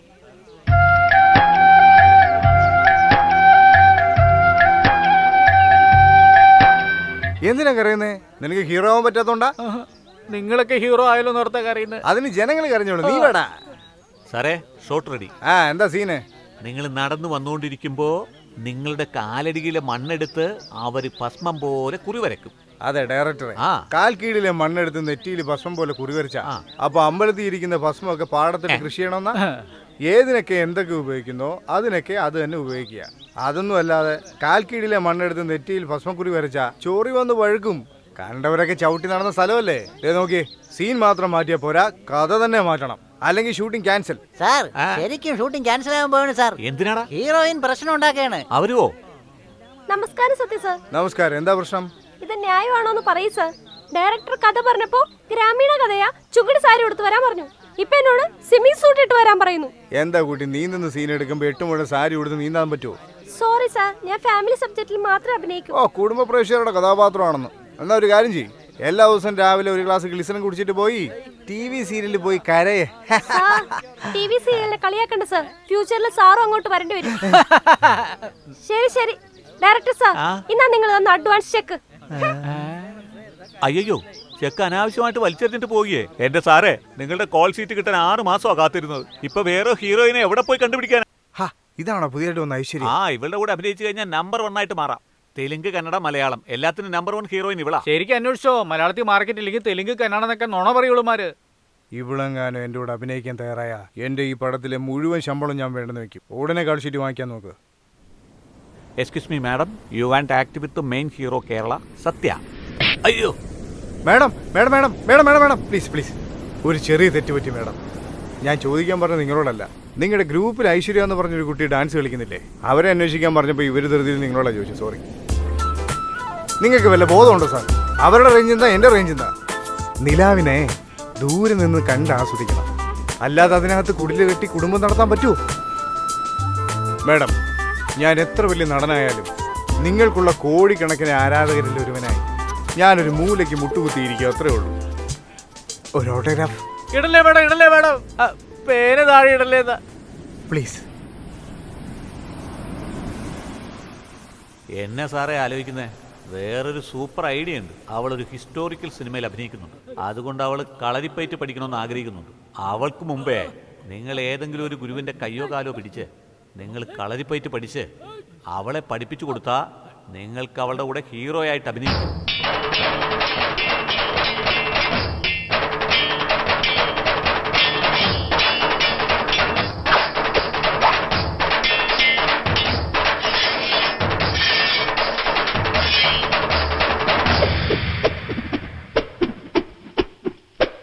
സൂപ്പറായിട്ട് വാൾപേറ്റ് ചെയ്യുന്നുണ്ട് സത്യ. ഈ പടത്തിൽ വേറൊരു ഹീറോയിനായിട്ട് അവർക്ക് ട്രെയിനിങ് കൊടുക്കുന്നതിനേക്കാളും നല്ലത് അതും നിങ്ങൾക്ക് തന്നെ ചെയ്യാന്നേ ഉള്ളൂ. സോറി സാർ, ഒരു വാണത്തിന് തീ കൊളുത്തി വിട്ടാൽ അത് ആകാശം തൊടുന്ന പോലെ മുകളിലേക്ക് പോകും. പക്ഷെ പെട്ടെന്ന് താഴെ വീഴും. ഞാൻ വാണം, അവരാകാശം. ഞാനൊരു ചെറിയ നടൻ, അവരൊരു സീനിയർ ആർട്ടിസ്റ്റ്. ഞങ്ങൾ ഒരുമിച്ച് അഭിനയിച്ചിട്ട് അത് പ്രേക്ഷകർ സ്വീകരിച്ചില്ലെങ്കിൽ നിങ്ങൾക്ക് കോടികൾ നഷ്ടമാവും. എന്നോട് ക്ഷമിക്കണം.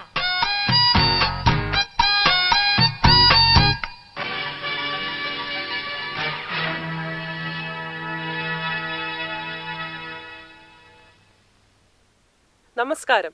മുഖ്യമന്ത്രിക്കെതിരായി നടന്നുകൊണ്ടിരുന്ന വ്യാജ മുദ്രപത്ര കേസിൽ ഇന്ന് രാവിലെ ജില്ലാ കോടതി വിധി പ്രസ്താവിച്ചു. ഇതിൽ മുഖ്യമന്ത്രിക്കെതിരായ 1000 കോടി അഴിമതി കേസിൽ മുതിർന്ന അഭിഭാഷകൻ തിരുപ്പതി ശക്തമായ തെളിവുകൾ ഹാജരാക്കി. ഈ വിധിയെ തുടർന്ന് മുഖ്യമന്ത്രി ഇന്ന് വൈകുന്നേരം പദവി രാജിവെക്കും. പുതിയ മുഖ്യമന്ത്രി ആരായിരിക്കും എന്നതാണ് ചർച്ചാ വിഷയമാകുന്നത്. പാർട്ടിയുടെ സംസ്ഥാന കമ്മിറ്റി യോഗത്തിന് ശേഷമായിരിക്കും പുതിയ മുഖ്യമന്ത്രി ആരായിരിക്കുമെന്ന് തീരുമാനിക്കുന്നത്.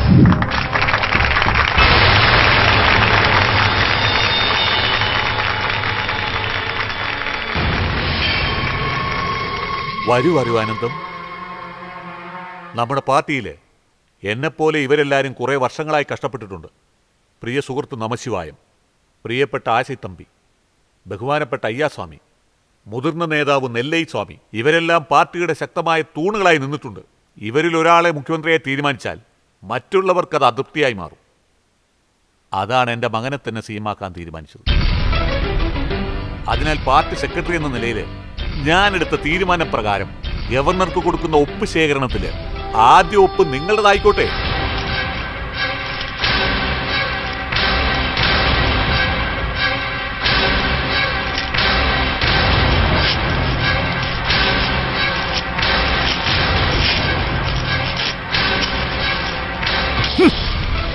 അന്ന് ഹിന്ദിക്കെതിരായ സമരത്തിൽ ഞാനും നീയും കഷ്ടപ്പെട്ട് രക്തം ചോരുന്ന സമയത്ത് നിന്റെ മകൻ അര ട്രൗസർ ഇട്ട് മൂക്കുളിപ്പിച്ച് നടക്കുമായിരുന്നു. ഇന്ന് അവൻ CM. അവന്റെ കീഴിൽ ഞങ്ങൾ പണിയെടുക്കണോ? അങ്ങനെയാണെങ്കിൽ നീയും വേണ്ട, നിന്റെ പാർട്ടിയും വേണ്ട. അറിവാനന്ദം, വെറുതെ ഒച്ചവെക്കലോടോ. വീട്ടിലൊരു മരം വെക്കണമെന്ന് പറഞ്ഞിട്ട് വീട്ടിലൊരു മകനെ വളർത്തി നാട് ഭരിക്കാൻ വിട്ട ഞങ്ങളൊക്കെ നാക്ക് പിടിച്ചോണ്ടിരിക്കണോ? മര്യാദയ്ക്ക് സംസാരിക്കും. നിന്നോടൊക്കെ എന്താ മര്യാദയുടെ? പാല് കുടിക്കണ പ്രായത്തിൽ നാട് ഭരിക്കാൻ വന്നേക്കുന്നു. രാഷ്ട്രീയം എന്ന് പറഞ്ഞ എന്താണെന്നറിയോടാ? പുന്നാര മോനെ. എന്താ മക്കൾ പാർട്ടി രണ്ടായി പിളർന്നു. പാർട്ടി നേതാവായ അറിവാനന്ദം തന്റെ കൂടെയുള്ള അണികളുമായി പുതിയ പാർട്ടി രൂപീകരിച്ചു. അല്ല, നിങ്ങൾ എന്താ മനസ്സിൽ വിചാരിച്ചുകൊണ്ടിരിക്കുന്നേ? എന്റെ കൂടെ ഒന്ന് അഭിനയിക്കാനേ ഓരോരുത്തരും മത്സരിച്ചുകൊണ്ടിരിക്കുക. പക്ഷെ നിങ്ങളോ എന്നെ അവഗണിച്ച് തരം താഴ്ത്തി കളഞ്ഞില്ലേ? എന്താ ഈ പറയുന്നേ? നിങ്ങളൊരു കടൽ, ഞാനൊരു കടുക്. സ്ട്രെയിറ്റ് ആയിട്ട് പറയും, നിങ്ങൾ എന്റെ കൂടെ അഭിനയിക്കുന്നോ ഇല്ലയോ? ഇല്ല ഇല്ല ഇല്ല. ചെങ്കൽപ്പട്ടില് അങ്കമുത്തു എന്ന് പറഞ്ഞ എനിക്കൊരു അമ്മയുടെ മോളുണ്ടായിരുന്നു. നാട്ടുകാരെയൊക്കെ വിളിച്ച് ഞങ്ങളുടെ കല്യാണം ഗംഭീരമായിട്ട് നടത്തി. രണ്ടുപേരും തിരുപ്പതി പോയിട്ട് തിരിച്ചു വരുമ്പോൾ ഒരു വളവിൽ വെച്ച് വണ്ടി നിയന്ത്രണം തെറ്റി 1000 അടി താഴ്ചയിലേക്ക് രണ്ടുപേരും കിടകടാന്നുരുണ്ടു. അവൾ എന്നെ വിട്ടുപോയി. ഞാൻ മാത്രം പുന്നകൈമന്നൻ കമലഹാസനെ പോലെ ഒരു മരക്കൊമ്പിൽ തലകീഴായി തൂങ്ങിക്കിടക്കുകയായിരുന്നു. പക്ഷെ അതിനുശേഷം എന്റെ ചിരിയെല്ലാം മാഞ്ഞുപോയി.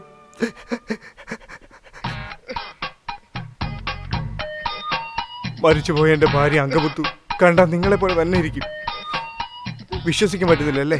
ഒരു മിനിറ്റ് പ്ലീസ് നോക്ക്, അങ്കമുത്തിന്റെ ഫോട്ടോ.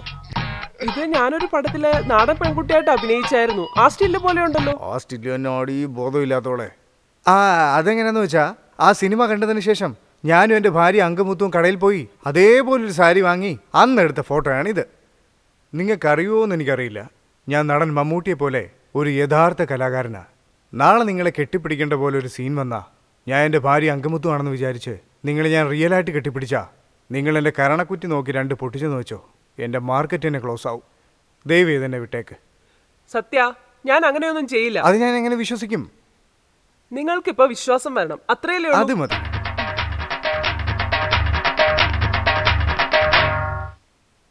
അവൻ നിങ്ങൾ വിചാരിക്കുന്ന പോലെ അത്ര നല്ലവനൊന്നുമല്ല. അവനൊരു ഫ്രോഡാ. ഇന്നവൻ വലിയ നടനൊക്കെ ആയിരിക്കും. അവൻ്റെ പൂർവ്വകാല ചരിത്ര സത്യങ്ങളൊക്കെ ഞാൻ നിങ്ങളോട് പറയാം. അതങ്ങനെ തന്നെ പത്രത്തിൽ വരണം. മാഡം, ഫസ്റ്റ് ഫിലിമിൽ തന്നെ നിങ്ങൾ അവരോട് ജോഡിയായിട്ട് അഭിനയിച്ചല്ലോ, പിന്നെ ഒരു സിനിമയിലും അഭിനയിച്ചില്ല. സിനിമയിൽ നിന്ന് പതിയെ ഒതുങ്ങിപ്പോവാൻ എന്താ കാരണം? ഒതുങ്ങിയതല്ല, ഒതുക്കി കളഞ്ഞതാ. ഉയർന്നു വരേണ്ട എന്നെ ഒരു പടം പോലും ഇല്ലാതെ എന്നെ വീട്ടിലിരുത്തിയത് സത്യ അന്ന് കൊടുത്ത വാർത്തയാ. അവനെ ഞാൻ വെറുതെ വിടില്ല.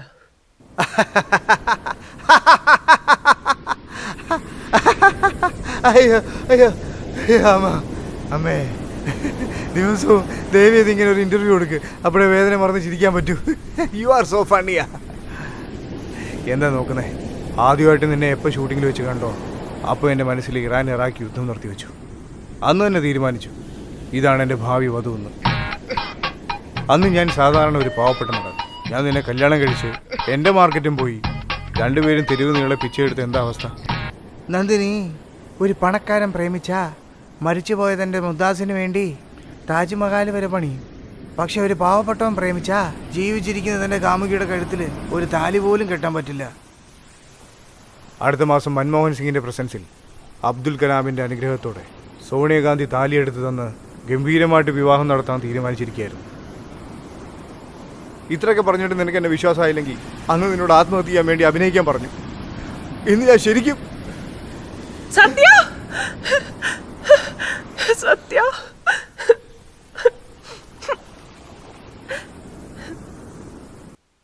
Super super. Thank you sir. Director sir, ആ. എനിക്ക് ഈ പടത്തിൽ എന്തെങ്കിലും ഒരു പഞ്ച് ഡയലോഗ് തരുമോ? അയ്യേ, ഊമ ക്യാരക്ടറാണെങ്കിൽ നിങ്ങൾക്ക് പഞ്ച് ഡയലോഗ് വേണം അല്ലേ? എന്ത് പഞ്ച് ഡയലോഗ്? ഞാൻ വിചാരിച്ച ഇത് ചെയ്യും അത് ചെയ്യുമെന്നൊക്കെ നീ ഉള്ളത്. വലിയ കൊമ്പത്ത് നടനാണല്ലോ. നീ വിചാരിച്ച ലോകം തലകീഴായി മറിക്കുമെന്ന് സ്വയം പുകഴ്ത്തണോ? ഹിറ്റ്ലർ എത്ര വലിയ ആളാ, ലോകത്തെ തന്നെ വിറപ്പിച്ചു. അവസാനം ആത്മഹത്യ ചെയ്യേണ്ടി വന്നില്ലേ? എന്ത് ക്യാരക്ടർ അതനുസരിച്ച് സംസാരിക്കും. Punch dialogue, bunch dialogue. ഏയ് ലൈറ്റ് തിരിച്ചേ. സത്യൻ, നമ്മുടെ തിയേറ്ററിൽ 100ാം നാൾ ഫംഗ്ഷൻ വന്ന കണ്ടില്ലേ? സത്യം ഈ തിയേറ്ററിൽ മാത്രമല്ല, നമ്മുടെ നാട്ടിലെ എല്ലാ തിയേറ്ററിലും 100ാം നാൾ ഫംഗ്ഷന് പോകുന്നുണ്ട്. എന്താ സാർ, സാറിന് വേണ്ടി ഇത്ര ആള് കൂടുന്നുണ്ടല്ലോ. ഒന്നും വരണ്ട, ഒരു പാർട്ടി നടന്നു സാറേ. ആള് കൂടി എന്ന് പറഞ്ഞിട്ട് പാർട്ടി തുടങ്ങാൻ പറ്റൂടാ? അങ്ങനെയാണെങ്കിൽ ഫുട്പാത്തിൽ ആടവൈദ്യന്മാരടുത്ത് ആള് കൂടുന്നില്ലേ, അവർക്കൊക്കെ പാർട്ടി തുടങ്ങാൻ പറ്റുമോ? എടാ, നടനാണെങ്കിൽ ആള് കൂടുക തന്നെ ചെയ്യും. ഞങ്ങൾ എല്ലാവരെക്കാട്ടിലും കുള്ളമണി വരുമ്പോൾ ആള് കൂടുന്നു അറിയോ? ശരി, സ്വന്തം പാർട്ടി ഒന്നും വേണ്ട, രാഷ്ട്രീയത്തിൽ ഇറങ്ങാൻ പോവാന്ന് ഒരു സൂചന കൊടുക്ക് സാറേ. നമ്മൾ രാഷ്ട്രീയത്തിലേക്ക് വരുന്നില്ലോ, പിന്നെ എന്തിനു പ്രഖ്യാപിക്കണം? സാറേ, നിങ്ങൾ രാഷ്ട്രീയത്തിൽ ഇറങ്ങാന്ന് അറിയിച്ചാ സത്യ സാറ് മുഖ്യമന്ത്രിയാവും. നമ്മൾ MLA MP സംസ്ഥാനം ജില്ല എന്നൊക്കെ പറഞ്ഞ് കാശുണ്ടാക്കാനുള്ള ആഗ്രഹത്തിലേ നമ്മുടെ ആരാധകർ സാറിന്റെ പടത്തിന്റെ റിലീസിന്റെ അന്ന് ഫ്ലെക്സ് വെക്കും, പൂവറിയും, തേങ്ങ ചുറ്റി ഉടയ്ക്കും, തിയേറ്ററിൽ അവന്മാർ ഓളം ഉണ്ടാക്കും. അപ്പൊ കളക്ഷൻ കൂടും. കളക്ഷൻ കൂടെ സാറിന്റെ പേയ്മെന്റ് കൂട്ടാം. പിന്നെ 4 വീട് 4 കാറൊക്കെ വാങ്ങി അവസാനം വരെ രാഷ്ട്രീയത്തിൽ ഇറങ്ങാതെ ഈ മാർക്കറ്റ് പണി കൊടുക്കാം. അമ്പള വീരാ, രാഷ്ട്രീയത്തിൽ ഇറങ്ങുന്നു എന്ന് വെറുതെ പറയുന്നത് ഇതിനാണല്ലേ? പൊതുജന സേവനത്തിനൊന്നും അല്ലായിരുന്നല്ലേ? അതുപോട്ടെ, രാഷ്ട്രീയത്തിൽ ഇറങ്ങാൻ എനിക്ക് എന്ത് യോഗ്യത? എന്താ സാർ ഇങ്ങനെ ചോദിക്കുന്നത്? നിങ്ങൾ വെളുത്തലിരിക്കുന്നത് കുറച്ച് MGRന്റെ ലുക്ക് ഉണ്ട്. ഒന്നും പറയണ്ട, ചുവപ്പ് MGR സത്യ അങ്ങനെ പോസ്റ്റ് അടിച്ച് നമുക്ക് അങ്ങോട്ടിക്കാം. മോനെ, ഒരേ ഒരു MGR ഉള്ളൂ. ചുവപ്പ് MGR, കറുപ്പ് MGR, ബ്ലൂ MGR, പച്ച MGR, മഞ്ഞ MGR, ചെറിയ MGR, വലിയ MGR, കോളൻ MGR, തടിയൻ MGR. MGRനെ തരം തിരിച്ച് വിൽക്കല്ലേ? ഈ ലോകത്തില് 1 sun, 1 moon and only 1 MGR. നീ വണ്ടി കയറി.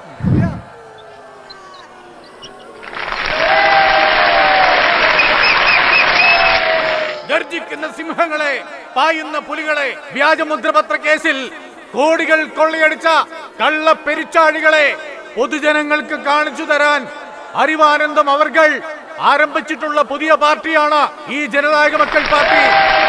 ഞാൻ ഈ വേദിയിൽ നിന്നുകൊണ്ട് ഒരു കാര്യം ഉറപ്പിച്ചു പറയുകയാണ്, അടുത്ത മുഖ്യമന്ത്രി ശ്രീ അറിവാനന്ദം തന്നെയായിരിക്കും. ഇനി ശ്രീ അറിവാനന്ദം സംസാരിക്കുന്നതായിരിക്കും.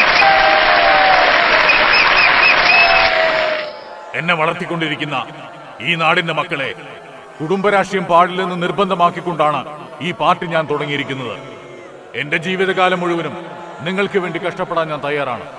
ഈ ജനനായക മക്കൾ പാർട്ടി ആരെയും വിശ്വസിച്ച് ആരംഭിച്ചതല്ല. ഈ കടൽ പോലെ വന്ന ജനക്കൂട്ടത്തെ വിശ്വസിച്ചാണ് ഞാൻ ഈ പാർട്ടി ആരംഭിച്ചിട്ടുള്ളത്.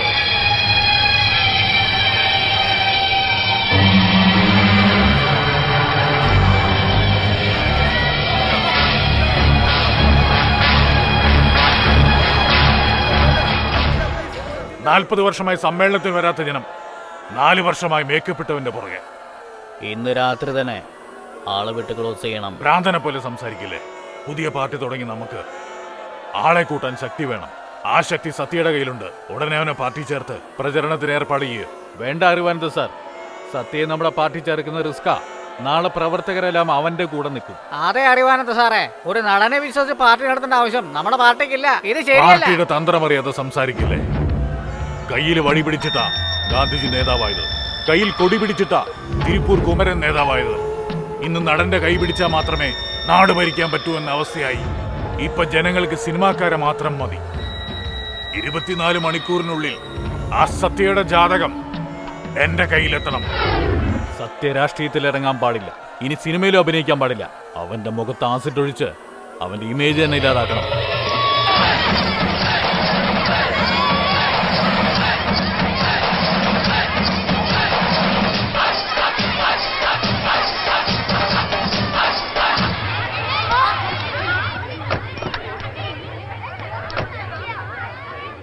സത്യങ്ങൾ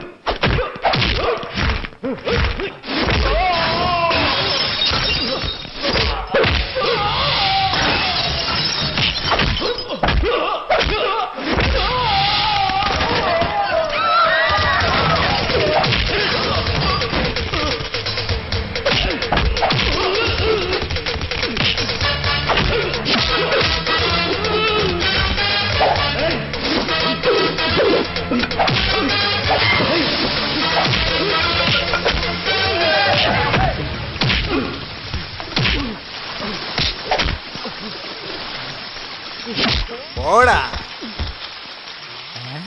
സാറേ യുവമാര് ഇത്ര അടി അടിച്ചിട്ടും സാറിന് ഒരടി പോലും കൊണ്ടില്ലല്ലോ. ഒരു മിനിറ്റ്. എന്താ എന്താ റെഡ് മാർക്ക്? ഷൂട്ടിങ്ങിനിടയിൽ അപകടത്തിൽ സത്യയ്ക്ക് പരിക്ക്, 3 മാസത്തേക്ക് വിശ്രമം, ആശുപത്രി തുടരുന്നു. അങ്ങനെ പത്രത്തിൽ വാർത്ത കൊടുക്കും. അയ്യോ, നമ്മളെ വിശ്വസിച്ച് കാശ് മുടക്കിയ പ്രൊഡ്യൂസർ ഗതി. അളിയാ, പൈസ വാങ്ങിയവൻ പൈസ തന്നവനെ കുറിച്ച് ചിന്തിക്കാനേ പാടില്ല. വിവരം ബോധമുള്ള ആരെങ്കിലും എന്നെ വെച്ച് സിനിമ എടുക്കൂ.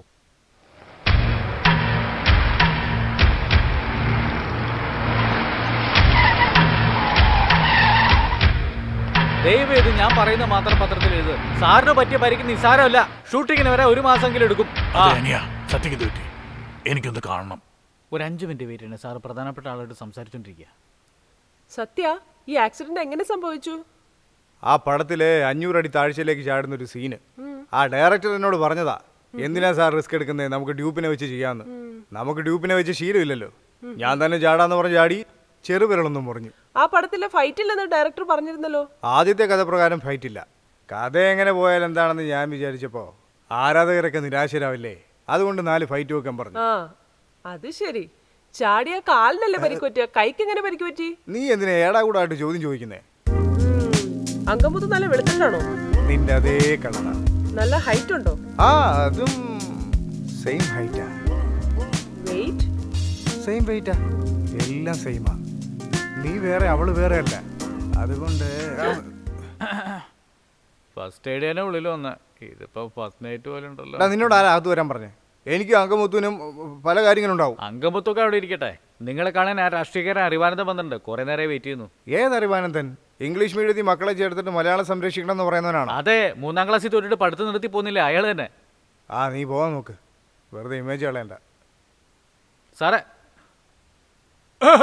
സത്യ സത്യ ഏതൊരു അജ്ഞാത സംഘം നിന്നെ കൊല്ലാൻ ശ്രമിച്ചു ഞാൻ അറിഞ്ഞു. മധുര സമ്മേളനം ക്യാൻസൽ ചെയ്തിട്ട് തിരക്കിട്ട് ഓടി വന്ന സത്യ കാണാൻ. നിന്റെ കണ്ണിലൊരു പൊടി വീണ എന്റെ ചങ്കിൽ 100 സൂചി കുത്തുന്ന പോലെ. ഹലോ, ഇതിനു മുന്നേ ഞാൻ നിങ്ങളെ കണ്ടിട്ടേ ഇല്ല. എന്തിനാ എന്നോട് ഇത്ര സ്നേഹം കാണിക്കുന്നേ?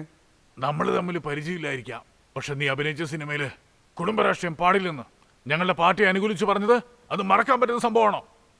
സാറേ, ആ പടം റിലീസായില്ലോ. ആരാ, കമ്മീഷനാണോ? എന്താ സാർ ചെയ്യുന്നേ? എന്റെ പാർട്ടിയുടെ കൽത്തുണ്ടോട് ചെരിഞ്ഞു കിടക്കുമ്പോ 24 മണിക്കൂറിനുള്ളിൽ ആ പ്രതികളെയെല്ലാം അറസ്റ്റ് ചെയ്തില്ലെങ്കിൽ ഈ നാട് കാശ്മീരാവും. സാർ മനസ്സിലായി സാർ. നിങ്ങളുടെ പാർട്ടിക്ക് ഡൊണേഷൻ വേണം, അത്രയല്ലേ ഉള്ളൂ. എടാ, നിന്റെ പാർട്ടിന്ന് എന്തെങ്കിലും ചില്ലറ കൊടുക്കും. സത്യയോട് എനിക്ക് ഇഷ്ടം തോന്നാൻ കാരണം ഈ ഫലിതം പറച്ചില്ല. കൈയെടുക്കും സാർ. ഞാൻ എന്ത് തമാശ കാണിച്ചെന്നാ? ഷൂട്ടിങ്ങിനിടയ്ക്ക് ഗുരുതരമായ പരിക്ക് പറ്റി ബെഡ് റെസ്റ്റ് എടുക്കാൻ വേണ്ടി ഞാൻ ഈ ഹോസ്പിറ്റലിൽ അഡ്മിറ്റ് ആയത്, അത്രേ ഉള്ളൂ. ദയവായി എഴുന്ന് പോകണം. പോകാം. പോകുന്നതിന് മുമ്പ് എന്താ ഒരു അഭിനയം! സിനിമാക്കാർ രാഷ്ട്രീയത്തിലേക്ക് പോകുന്നതിന് പകരം രാഷ്ട്രീയക്കാർ സിനിമയിലേക്ക് വരുന്നവരുണ്ടല്ലോ. നോക്ക്,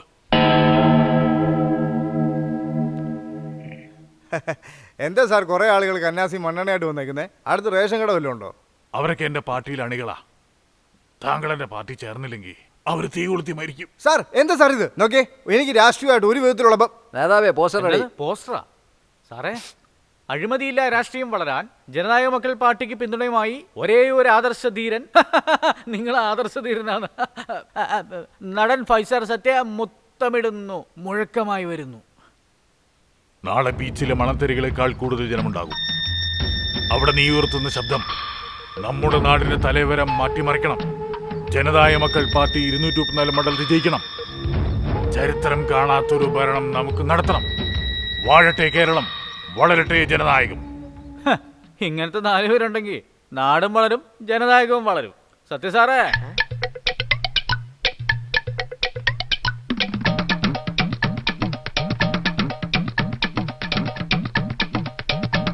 ഞാൻ രാഷ്ട്രീയത്തിൽ ഇറങ്ങാൻ പോകുന്നു. വേണ്ട സാറേ, ദയവായി അത് മാത്രം ഒന്ന് ഒഴിവാക്കിയേക്ക് സാറേ. അതെന്താ? അല്ലേലും രാഷ്ട്രീയം ഒരഴുക്കിയാല ചീഞ്ഞാറി കിടക്കുക. അതിൽ നിങ്ങളും കൂടെ ഇറങ്ങിയ നാട് താങ്ങൂല സാറേ. എനിക്ക് രാഷ്ട്രീയത്തിൽ പോയേ പറ്റൂ. രാഷ്ട്രീയത്തിൽ പോയേ പറ്റുള്ളൂ. അപ്പൊ ഞാൻ ഒരു ചോദ്യം ചോദിക്കാം, അതിനാദ്യം മറുപടി പറഞ്ഞിട്ട് പിന്നെ വേണേ ഇറങ്ങിക്കോ. സാറേ, ഇത് ലോക ഭൂപടം. ഇതാണ് ലോകമാപ്പ്. ഇതില് ഇന്ത്യ എവിടെയാണെന്ന് കാണിച്ചതാ. എന്നിട്ട് രാഷ്ട്രീയത്തിൽ ഇറങ്ങിക്കോ. ഇന്ത്യ എന്ന് വെച്ചാ നമ്മുടെ രാജ്യം. ഓ, നമ്മുടെ രാജ്യം കാണിച്ചു തരണം അല്ലേ? കമോൺ, കാണിക്ക്. എവിടെ കാണിച്ച? കമോൺ. എന്തിനാ എന്നെ അടിച്ച? എന്താടാ എന്റെ ജന്മനാട് കാണിച്ചു കൊടുക്കാൻ പറഞ്ഞോടാ? സാറേ, നിങ്ങക്ക് രാഷ്ട്രീയത്തിൽ ഇറങ്ങാം, കുമ്മി അടിക്കാം, കുളിക്കാം, എന്തിന് നീന്തുകയും ചെയ്യാം.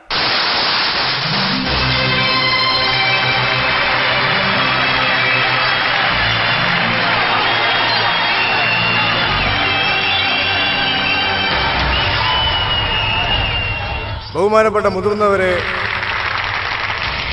അമ്മ പെങ്ങന്മാരെ, ഇന്നെന്റെ ശബ്ദം കേൾക്കാൻ വന്നിരിക്കുന്ന ആരാധക വൃന്ദങ്ങളെ, എല്ലാവരും അമ്മയുടെ സ്നേഹം അനുഭവിച്ച് വളർന്നവരാ. പക്ഷെ ഞാൻ നിങ്ങളുടെ മാത്രം സ്നേഹം അനുഭവിച്ച് വളർന്നവരാ.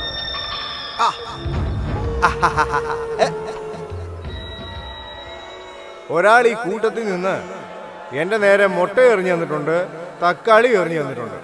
അയാളോടൊരു ചെറിയ നിർദ്ദേശം കൂടി, ഇതുപോലൊരു സവാളയും കൂടെ എറിഞ്ഞു തന്നാ ഓംലെറ്റ് അടിച്ച് എല്ലാവർക്കും വിതരണം ചെയ്യാമായിരുന്നു. എന്താന്ന് വെച്ചാ അലുവ കൊടുത്ത് ഞാൻ മടുത്തുപോയി. ഒരു ചേഞ്ചിന് ഓംലെറ്റ് കൊടുക്കാന്ന് വിചാരിക്കുന്നു. ഒരാൾ സ്റ്റേജിൽ കയറി മൈക്കിന് മുന്നിൽ നിന്ന ശേഷം അവന്റെ നേരെ മുട്ടയും തക്കാളി എറിയുന്നോ അപ്പൊ തന്നെ അവൻ രാഷ്ട്രീയത്തിൽ വരാൻ യോഗ്യനാണെന്നുള്ള ISI മുദ്ര പതിച്ചു കഴിഞ്ഞു. സിനിമാ നടൻ രാഷ്ട്രീയത്തിൽ വരാൻ പാടുണ്ടോ? മേക്കപ്പ് ഇട്ടവൻ ഈ വേദിയിൽ കയറാവോ? ഇങ്ങനെയുള്ള പല ചോദ്യങ്ങൾക്ക് ഇപ്പൊ ഞാൻ ഉത്തരം പറയാൻ പോവാം. സിനിമയും രാഷ്ട്രീയം തമ്മിൽ വലിയ വ്യത്യാസമില്ല. അവിടെ ഷൂട്ടിങ്, ഇവിടെ മീറ്റിംഗ്. അവിടെ മൈക്കിന് മുന്നിൽ ഡബ് ചെയ്യുന്നു, ഇവിടെ മൈക്കിന് മുന്നിൽ പൊള്ള വാഗ്ദാനം. അവിടെ സ്റ്റുഡിയോയ്ക്കുള്ളിൽ ഡ്യൂപ്ലിക്കേറ്റ് സ്റ്റണ്ട് നടക്കുന്നു, ഇവിടെ അസംബ്ലിക്കുള്ളിൽ ഒറിജിനൽ സ്റ്റണ്ട് നടക്കുന്നു. അവിടെ കാശ് വാങ്ങിച്ചിട്ട് 2.5 മണിക്കൂർ ജനങ്ങളെ പറ്റിക്കുന്നു, ഇവിടെ വോട്ട് വാങ്ങിയിട്ട് 5 വർഷം ജനങ്ങളെ പറ്റിക്കുന്നു.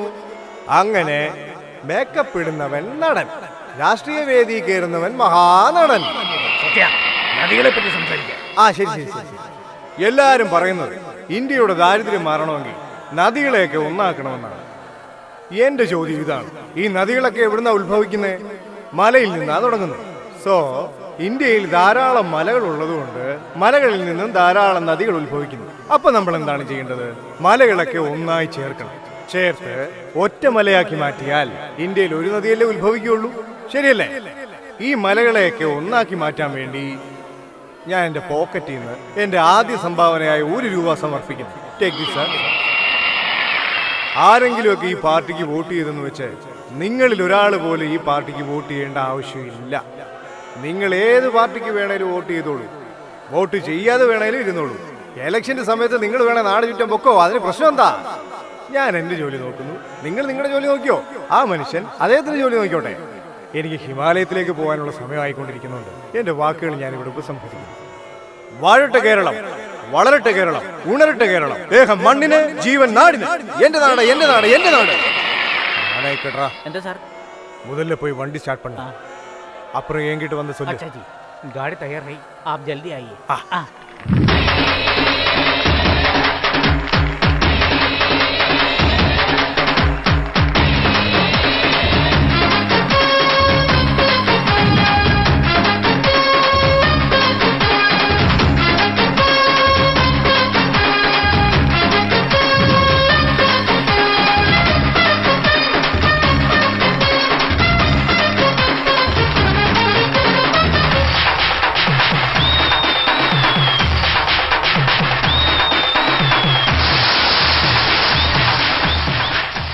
നടന്ന നിയമസഭാ തെരഞ്ഞെടുപ്പിൽ ജനനായക മക്കൾ പാർട്ടി 230 മണ്ഡലങ്ങളിൽ വിജയിച്ച് ഒറ്റയ്ക്ക് ഭരിക്കാനുള്ള വൻ ഭൂരിപക്ഷം നേടിയിരിക്കുന്നു. പാർട്ടിയുടെ സംസ്ഥാന നേതാവ് അറിവാനന്ദം പുതിയ മുഖ്യമന്ത്രിയായി എതിരാളികളില്ലാതെ തെരഞ്ഞെടുക്കപ്പെട്ടിരിക്കുന്നു.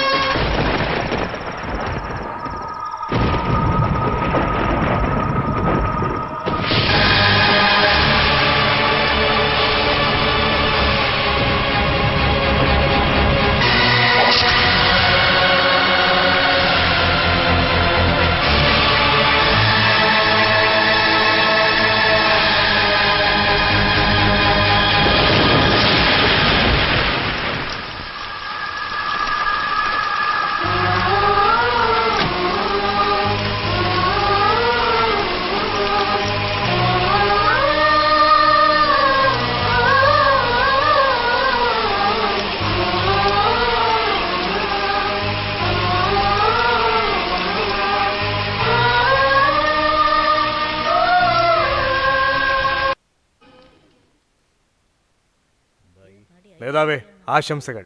നന്ദി സത്യ. ഇത് ഐശ്വര്യ, ഇപ്പൊ കേരളത്തിലെ നമ്പർ 1 നായിക ഇവരാ. നമസ്കാരം സർ.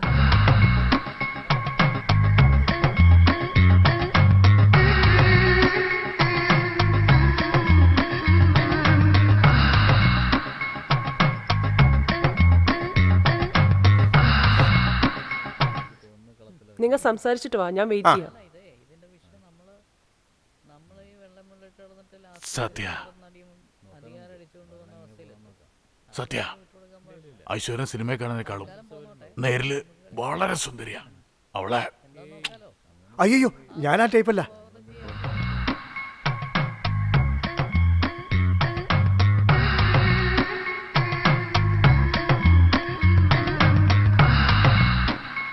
ഇവരാണ് നടി ഐശ്വര്യ, നമ്മുടെ പാർട്ടിയിലെ പുതിയ അംഗം. നമസ്കാരം.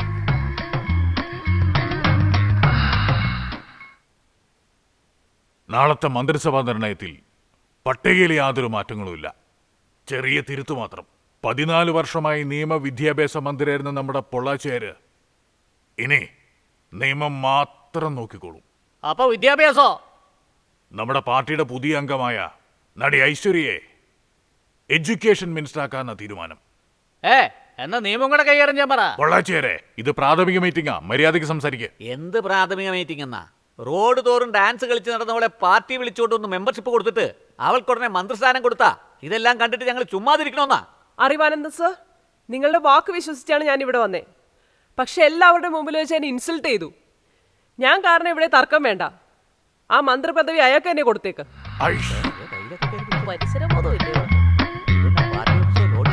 നിങ്ങൾ ഈ പാർട്ടിയിൽ അംഗമാക്കിയ ഞാനാ. ഇവരുടെ ഒന്നും സംസാരം കേട്ടിരിക്കേണ്ട ആവശ്യമില്ല. അതല്ലെന്നേ, ഞാനൊരു സ്ത്രീയല്ലേ. നിങ്ങളുള്ളപ്പോൾ തന്നെ ഇങ്ങനെ പച്ചയ്ക്ക് സംസാരിക്കുന്നവര് ഞാൻ തനിച്ചിരിക്കുമ്പോ എന്നോട് മോശമായിട്ട് പെരുമാറില്ലെന്ന് എന്താ ഉറപ്പ്? ഇനി ഈ പാർട്ടിയിൽ ഞാൻ വേണോ അത് അയാൾ വേണോ? ഒരു മിനിറ്റ്. പൊള്ളാച്ചേരെ, ഞാൻ ജനറൽ സെക്രട്ടറിയാ. ഞാൻ പറയുന്നതനുസരിച്ചിരിക്കാൻ പറ്റുമെങ്കിൽ ഇരിക്കെ, ഇല്ലെങ്കിൽ പുറത്തു പോ. എനിക്ക് ഈ പാർട്ടി തുടരാൻ താല്പര്യമില്ല. എന്നും ഒരു നേതാവ് ബോധമില്ലാണ്ട് പെണ്ണിനെ വിശ്വസിച്ചോ, അന്ന് ഈ പാർട്ടി നശിച്ചു. ഇനി ഈ പാർട്ടി തുടർന്ന് മന്ത്രിയായിരുന്ന് മാമാ പണിക്ക് താല്പര്യമില്ല.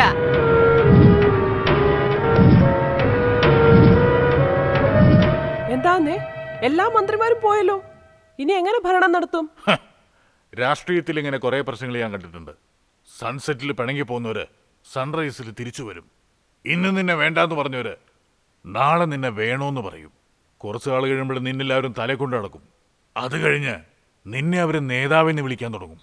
നമ്മുടെ പ്രശ്നപരിഹാരത്തിന് ഒരു വഴിയുള്ളൂ, സത്യം എന്ത് തീരുമാനം എടുത്താലും അത് നമ്മളെല്ലാവരും അംഗീകരിക്കണം. സത്യ സാധാരണക്കാരനല്ല, അവനെടുക്കുന്ന എല്ലാ തീരുമാനവും കൃത്യമായിരിക്കും.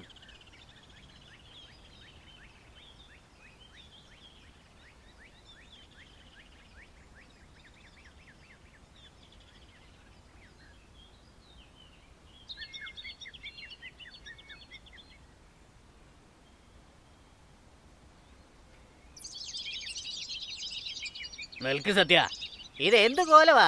ഇപ്പൊ എനിക്ക് നാടിനോട് ഇഷ്ടമല്ലാണ്ടായി. ഇവിടെ ചതിയും വഞ്ചനയും എല്ലാം കൂടിക്കൂടി വരുക. അതുകൊണ്ട് ഹിമാലയത്തിൻ്റെ അടിവാരത്തിൽ പോയിട്ട് കുറച്ചു കാലം സന്യാസ ജീവിതം നയിക്കാൻ തീരുമാനിച്ചു. ഈ പെട്ടെന്നുള്ള തീരുമാനത്തിന് എന്താ കാരണം സത്യ? നാട് സമൃദ്ധിയിലായിരിക്കണം, നല്ല ഭരണകക്ഷി ഉണ്ടാവാൻ വേണ്ടിയാ ഞാൻ അറിവാനന്ദത്തെ പിന്തുണച്ചത്. അദ്ദേഹോ ഐസ്ക്രീം പോലിരിക്കുന്ന ഐശ്വര്യയുടെ സൗന്ദര്യത്തിൽ മയങ്ങി ഈ നാട് അവൾക്ക് പണയപ്പെടുത്തുമെന്ന് എനിക്ക് പേടിയായിട്ടുണ്ട്. പെട്ടെന്ന് തീരുമാനം എടുത്ത ഞങ്ങളുടെ അവസ്ഥയോ? നിങ്ങൾ എങ്ങനെ ഗതികെട്ട് പോയാൽ എനിക്കെന്താ? നിങ്ങൾ എന്തായാലും അറിവാനന്ദത്തെ വിട്ട് പുറത്തു വന്നു. നിങ്ങളുടെ ഇടയിൽ നിന്ന് തന്നെ ഒരു നേതാവിനെ തിരഞ്ഞെടുത്ത് അദ്ദേഹത്തെ മുഖ്യമന്ത്രി ആക്കിക്കോ.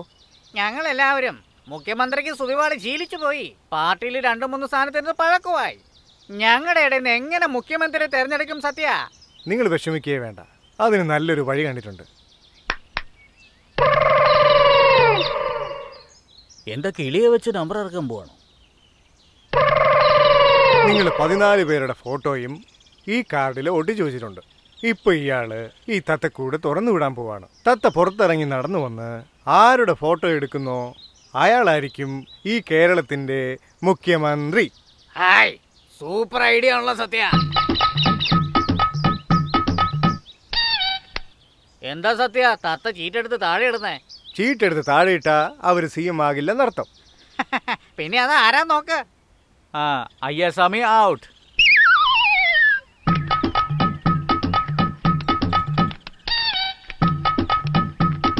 എന്താ ഇത്, കഷ്ടമായല്ലോ.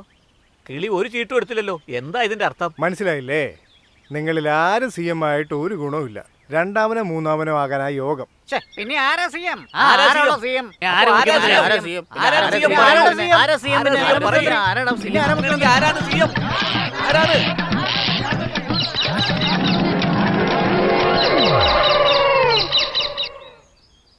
ആഹാ, നമ്മുടെ നാടിന്റെ തലയെഴുത്തേ മാറിപ്പോയില്ലോ. എന്താടാ ഈ പറയുന്നേ? സാറേ, ഇത് സാധാരണ തത്തയല്ല. മധുര മീനാക്ഷി അമ്മയുടെ തോളത്തിരിക്കുന്ന തത്തയില്ലേ, അതിന്റെ പേരക്കുട്ടി തത്തയാ. എല്ലാ ചീട്ടും മാറ്റിയിട്ടിട്ട് നിങ്ങളുടെ തലയിൽ വന്നിരിക്കുന്നതിന്റെ അർത്ഥം എന്താ? നിങ്ങൾക്ക് ദേവിയുടെ സർവ്വകടാക്ഷമുണ്ട്. നിങ്ങളാണ് നാടിന്റെ മുഖ്യമന്ത്രി. നമ്മുടെ നാടിന്റെ മുഖ്യമന്ത്രി സത്യ. ദൈവകോപം ഉണ്ടാവൂടോ. ഈ നാടിന്റെ മുഖ്യമന്ത്രി സത്യ. ഈ നാടിന്റെ മുഖ്യമന്ത്രി സത്യ. ഈ നാടിന്റെ മുഖ്യമന്ത്രി സത്യ.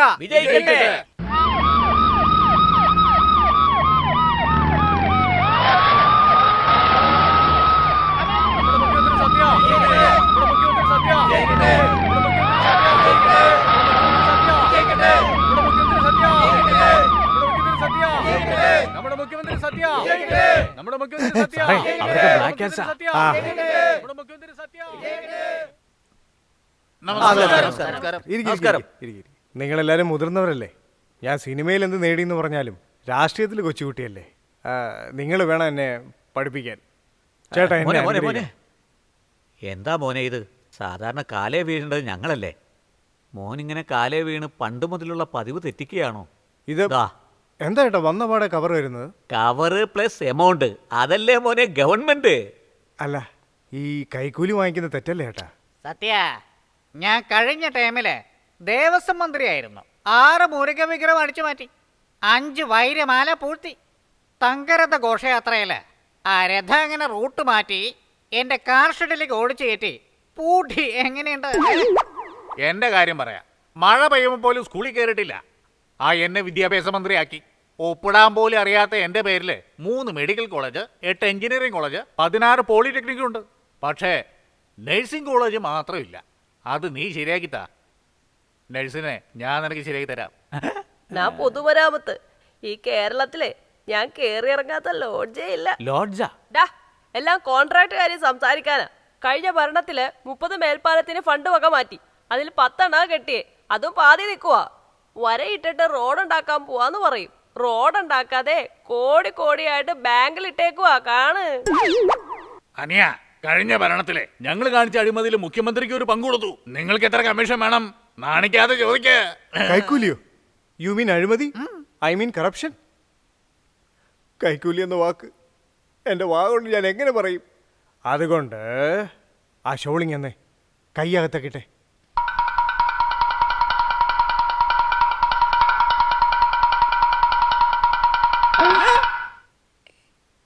എത്ര വിരളാ പിടിച്ചേ? വിരളവിടെ പിടിച്ചു പിന്നെ മൊത്തം കൈയല്ലേ പിടിച്ചത്? ഇതെന്തൊരു അന്യായ! നീ എല്ലാം കമ്മീഷനായിട്ട് അടിച്ചെടുത്താ പിന്നെ ഞങ്ങൾ എന്ത് ചെയ്യും? മനസ്സിലായില്ല? 5 വർഷം കൊണ്ട് നിങ്ങൾ അടിച്ചു മാറ്റിയ കാശെല്ലാം 36% പലിശ ചേർത്ത് 24 മണിക്കൂറിനുള്ളിൽ എനിക്ക് സെറ്റിൽ ചെയ്തില്ലെങ്കിൽ 12 മണിക്കൂറിനുള്ളിൽ ഈ മന്ത്രിസഭയെ മാറ്റേണ്ടി വരും. കാരണോരെ തീപിട്ടുണ്ടോ കയ്യില്? ഇതാ തന്റെ അപ്പം കത്തിക്കൂ. ഏ? കത്തിക്കട വിവരദോഷി. ഇപ്പൊ കത്തിക്കാം. എന്താ മോനെ, വന്നോടനെ കാലേ വീണ് അനുഗ്രഹമൊക്കെ മേടിച്ച ആളാണല്ലോ. ഇപ്പൊ എന്നാ നേരെ ഓപ്പോസിറ്റ് ആയിട്ട് മാറിയത്? എന്താ നീ കാലിലേക്ക് നോക്കുന്നത്? അല്ല, കാലിൽ എന്തോ ഒന്ന് കുറവുള്ള പോലെ ഫീലിംഗ്. മനസ്സിലായി മനസ്സിലായി. ആവശ്യമുള്ളതെല്ലാം നാണിക്കാതെ ചോദിച്ച് മേടിക്കാനിയാ ഞങ്ങൾ റെഡി. ആ 1 ആ 2 ആ 3. അയ്യോ എണീക്കടാ, എണീക്ക്. എന്ത് ധൈര്യമാടാ നിനക്ക് മുഖ്യമന്ത്രിയുടെ മുഖത്ത് നോക്കി കേരളത്തിൽ എത്ര മണ്ഡലം ഉണ്ടെന്ന് ചോദിക്കാൻ? സാറേ, നിങ്ങളൊരു CM അല്ലേ? ഇതെല്ലാം അറിഞ്ഞിരിക്കണ്ടേ? എടാ, ഇതൊന്നും എനിക്ക് അറിയാത്തതുകൊണ്ടാണ് ഞാൻ CM ആയത്. ശരി, ചിലവർ ഇങ്ങനെ കാണിക്കും, ചിലർ ഇങ്ങനെ കാണിക്കും, ചിലരിങ്ങനെ കാണിക്കും, ചിലരിങ്ങനെ കൂടെ കാണിക്കും. ഇതൊന്നും അല്ലാതെ പുതിയൊരു രീതിയിലേ. അതെന്താ ഇങ്ങനെ കാണിക്കുന്നത്? എന്താ ഇത്? ആർക്കറിയാം? ഒരാവശ്യത്തിൽ കാണിച്ചാ അറിയാക്കി പറയില്ലടാ മോനെ. ശരി, അങ്ങനെ കഷ്ടപ്പെട്ട് നമ്മൾ CM ആയി. ഞാൻ CM ആയി. സത്യപ്രതിജ്ഞ കഴിഞ്ഞ് ആദ്യം ചെയ്യാൻ പോകുന്ന കാര്യം ഇതെന്ത് ചോദ്യമാടാ? ഒരു CM-നെ നോക്കി എന്ത് ചോദ്യമാടാ? ഒരു CM ആയി കഴിഞ്ഞാൽ എന്താ ചെയ്യേണ്ടത്? എന്ത് ചെയ്യണം? എന്താ ചെയ്യണ്ടേ? എന്ത് ചെയ്യണം? എന്താ ചെയ്യേണ്ടതെന്ന്? എന്താ ചെയ്യണ്ടേ? ഇതിന് മുന്നേ ഭരണത്തിയിരുന്നവരെ അറസ്റ്റ് ചെയ്യണം.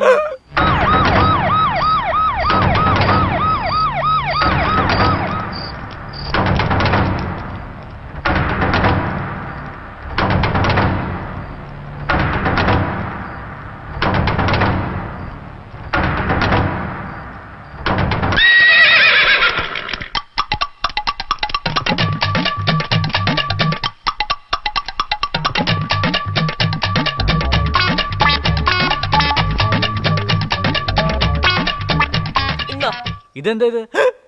വണ്ടർലൂർ സൂവിന്റെ ആധാരം? കഴിഞ്ഞ ഭരണത്തിലെ വനവകുപ്പ് വെച്ചോണ്ടിരുന്ന ആളാ എന്നെയും വെച്ചോണ്ടിരുന്നത്. അത് അവരുടെ ഭാര്യ അറിഞ്ഞപ്പോഴേ അവൾക്ക് മുതുമലക്കാടും എനിക്ക് വണ്ടലൂർ സൂ എഴുതി തന്നത്. മുതുമലക്കാടും വണ്ടർലൂർ സൂവും ഗവൺമെന്റ് പ്രോപ്പർട്ടിയാ മാഡം. ഗവൺമെന്റ് വരെ നമ്മൾ വരെയാണോ? ഇഷ്ടപ്പെട്ട എടുക്കാനുള്ളതല്ലേ.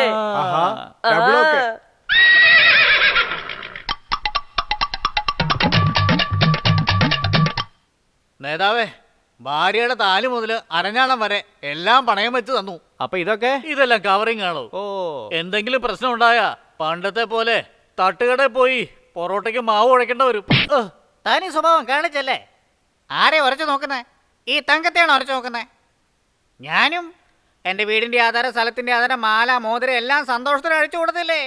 എല്ലാരും വാ, നമുക്ക് ഇരട്ടി തിരിച്ചെടുക്കാന്നേ. വാടോ, സന്തോഷമായിട്ട് വാ. നീ എന്താ പെട്ടിലേക്ക് എന്നെ നോക്കണേ? സാറേ, നിങ്ങൾക്ക് തന്ന ദൈവം മോളിൽ നിന്ന് മൊത്തമായിട്ട് ഇറക്കി തന്നിരിക്കുക. ഇനി നിങ്ങൾക്ക് സിനിമയിൽ അഭിനയിക്കേണ്ടി വരില്ല. ഇതിലൊരു പെട്ടി എനിക്ക് തന്നിരുന്നെങ്കിൽ ഞാനും സൈഡിൽ കൂടെ ഒരു ചെറിയ പടക്കം എടുത്ത് ഹീറോ ആയി എന്റെ ആഗ്രഹം നിറവേറ്റും സാറേ. എന്താടാ, നീ എന്താ എന്നെ അത്ര മോശക്കാരനാക്കുവാണോ? ഒരു പെട്ടി ആക്കുന്ന എന്തിനാ? 3 പെട്ടി എടുത്തോണ്ട് പോകണം മോനെ. ശങ്കറിനെ ഡയറക്ടർ ആക്കിക്കോ, ഐശ്വര്യറായിയെ നായികയാക്കിക്കോ, വിദേശത്ത് പോയി അപസ്മാരം വന്ന പോലെ വിളിക്കുന്നു പോയി പാട്ടുപാട്. ജീവിതത്തിൽ നീ മുന്നേറി വാ മോനെ. ശരി സാറേ. പക്ഷെ ഒരു കണ്ടീഷൻ, മോനെ, നീ സിനിമയിലെങ്ങാനും സിഗരറ്റ് വലിച്ചെന്ന് അറിഞ്ഞ എന്റെ അണികള് തിയേറ്ററിൽ വന്ന് റീലിന്റെ പെട്ടി എടുത്തോണ്ട് പോകും. ഡയറക്ടർ ശങ്കർ സാറിന്റെ വീട്ടിലേക്ക് വണ്ടി വിട്. ശങ്കർ സാറിന്റെ വീട്ടിലേക്കോ? നിങ്ങൾ ആരാ സാർ? ഡയറക്ടർ ശങ്കറിന്റെ അടുത്ത പടത്തിൽ ഞാനാടാ ഹീറോ. പ്രൊഡ്യൂസറോ? അതും ഞാനാ. നോക്ക്, ഫസ്റ്റ് അഡ്വാൻസ്, സെക്കൻഡ് ഷൂട്ടിംഗ്, 3ാമത്തെ പെട്ടി സെറ്റിൽമെന്റ്. ഞാനും ഇവിടെ സിനിമ അഭിനയിക്കാൻ വേണ്ടി വന്നാ സാർ. നീയോ? എടോ, മദ്രാസിലേക്ക് വണ്ടി കയറുന്നവരൊക്കെ സിനിമയിൽ അഭിനയിക്കാൻ മാത്രം വരുന്നവരാണോ? ശരി, നീ എങ്ങനെ ഡ്രൈവറായേ? അത് എന്താന്ന് വെച്ചാ സാറേ, ഒരു വേഷത്തിന് സെലക്ഷൻ കിട്ടാൻ വേണ്ടി സ്റ്റുഡിയോയുടെ വേണ്ടി ക്യൂ നിൽക്കുമായിരുന്നു. ഷൂട്ടിംഗ് കാണാൻ വന്നവനോട് എടാ ക്യൂവിലൊന്ന് നിൽക്ക് എന്ന് പറഞ്ഞ് ഞാൻ ബാത്റൂമിൽ പോയി തിരിച്ചു വന്ന് നോക്കിയപ്പോ എനിക്ക് പകരം അവൻ അഭിനയിക്കണം സാർ. നിന്റെ വിധി മാറ്റിമറിച്ച വില്ലാതി വില്ലൻ ആരാ? അവനാണ് സാർ ഇപ്പോൾ മുഖ്യമന്ത്രി ആയിരിക്കുന്ന സത്യ.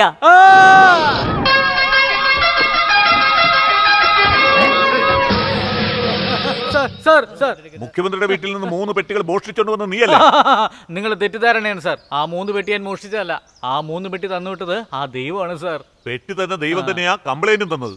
അത് മാത്രമല്ല, നിന്റെ കയ്യിൽ തന്ന പെട്ടി തിരിച്ചു വാങ്ങിയിട്ട് ഈ ബാഗ് തിരിച്ചു തരാൻ പറഞ്ഞു. പിന്നെയും ബാഗാ? കോൺസ്റ്റബിൾ, ആ പെട്ടിയൊക്കെ എടുക്കും.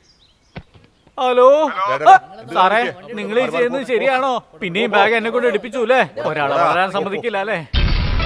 പാളയംകോട്ടെ ജയിൽ, മധുര ബസ് സമരം, കോയമ്പത്തൂർ ട്രെയിൻ തടയൽ, ഹിന്ദിക്കെതിരായ സമരം, ലാത്തിച്ചാർജിൽ പോലീസിന്റെ നടുതല്ലി ഒടിച്ചു.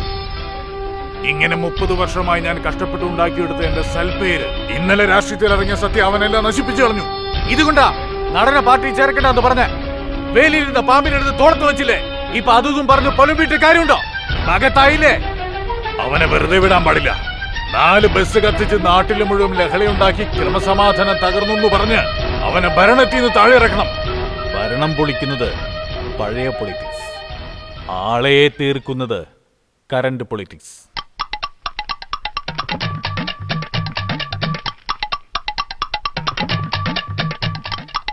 സത്യ എന്താ ഇത്? ഞങ്ങളെ സ്കൂൾ കുട്ടികളെ പോലെ ഇരുത്തിയിട്ട് നീ വല്ല സാറിനെ പോലെ ബോർഡിൽ എന്തൊക്കെയോ എഴുതിക്കൊണ്ടിരിക്കുന്നത്? മൈ ഡിയർ എക്സ് മിനിസ്റ്റേഴ്സ്, ഇപ്പം ഞാൻ നിങ്ങൾക്കൊരു ടെസ്റ്റ് വെക്കാൻ പോവാ.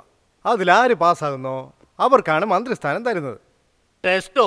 ഇത് വലിയ കഷ്ടപ്പെട്ടോ. സ്കൂളിൽ പോലും ഞങ്ങൾ എഴുതിയിട്ടില്ല.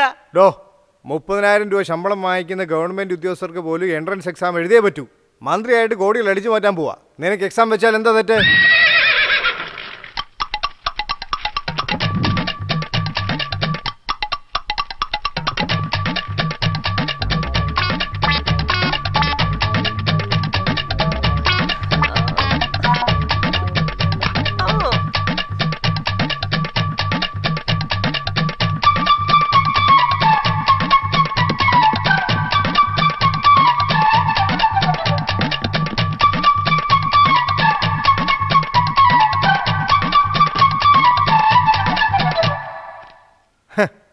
MKSWQSSR.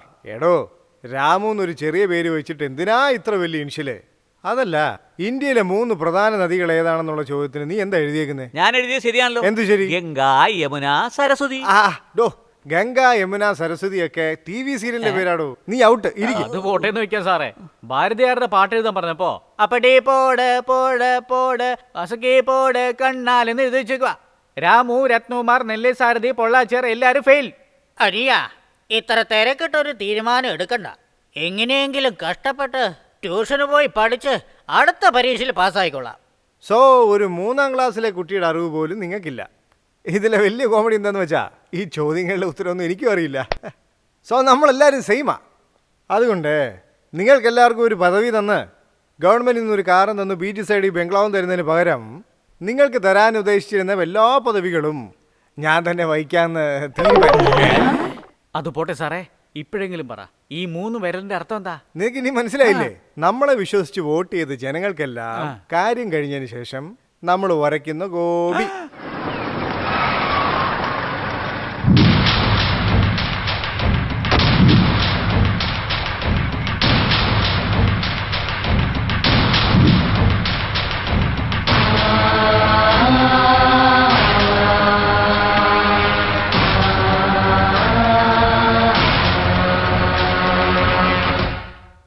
സാർ, ഇതാ സത്യയുടെ ഗസ്റ്റ് ഹൗസ്.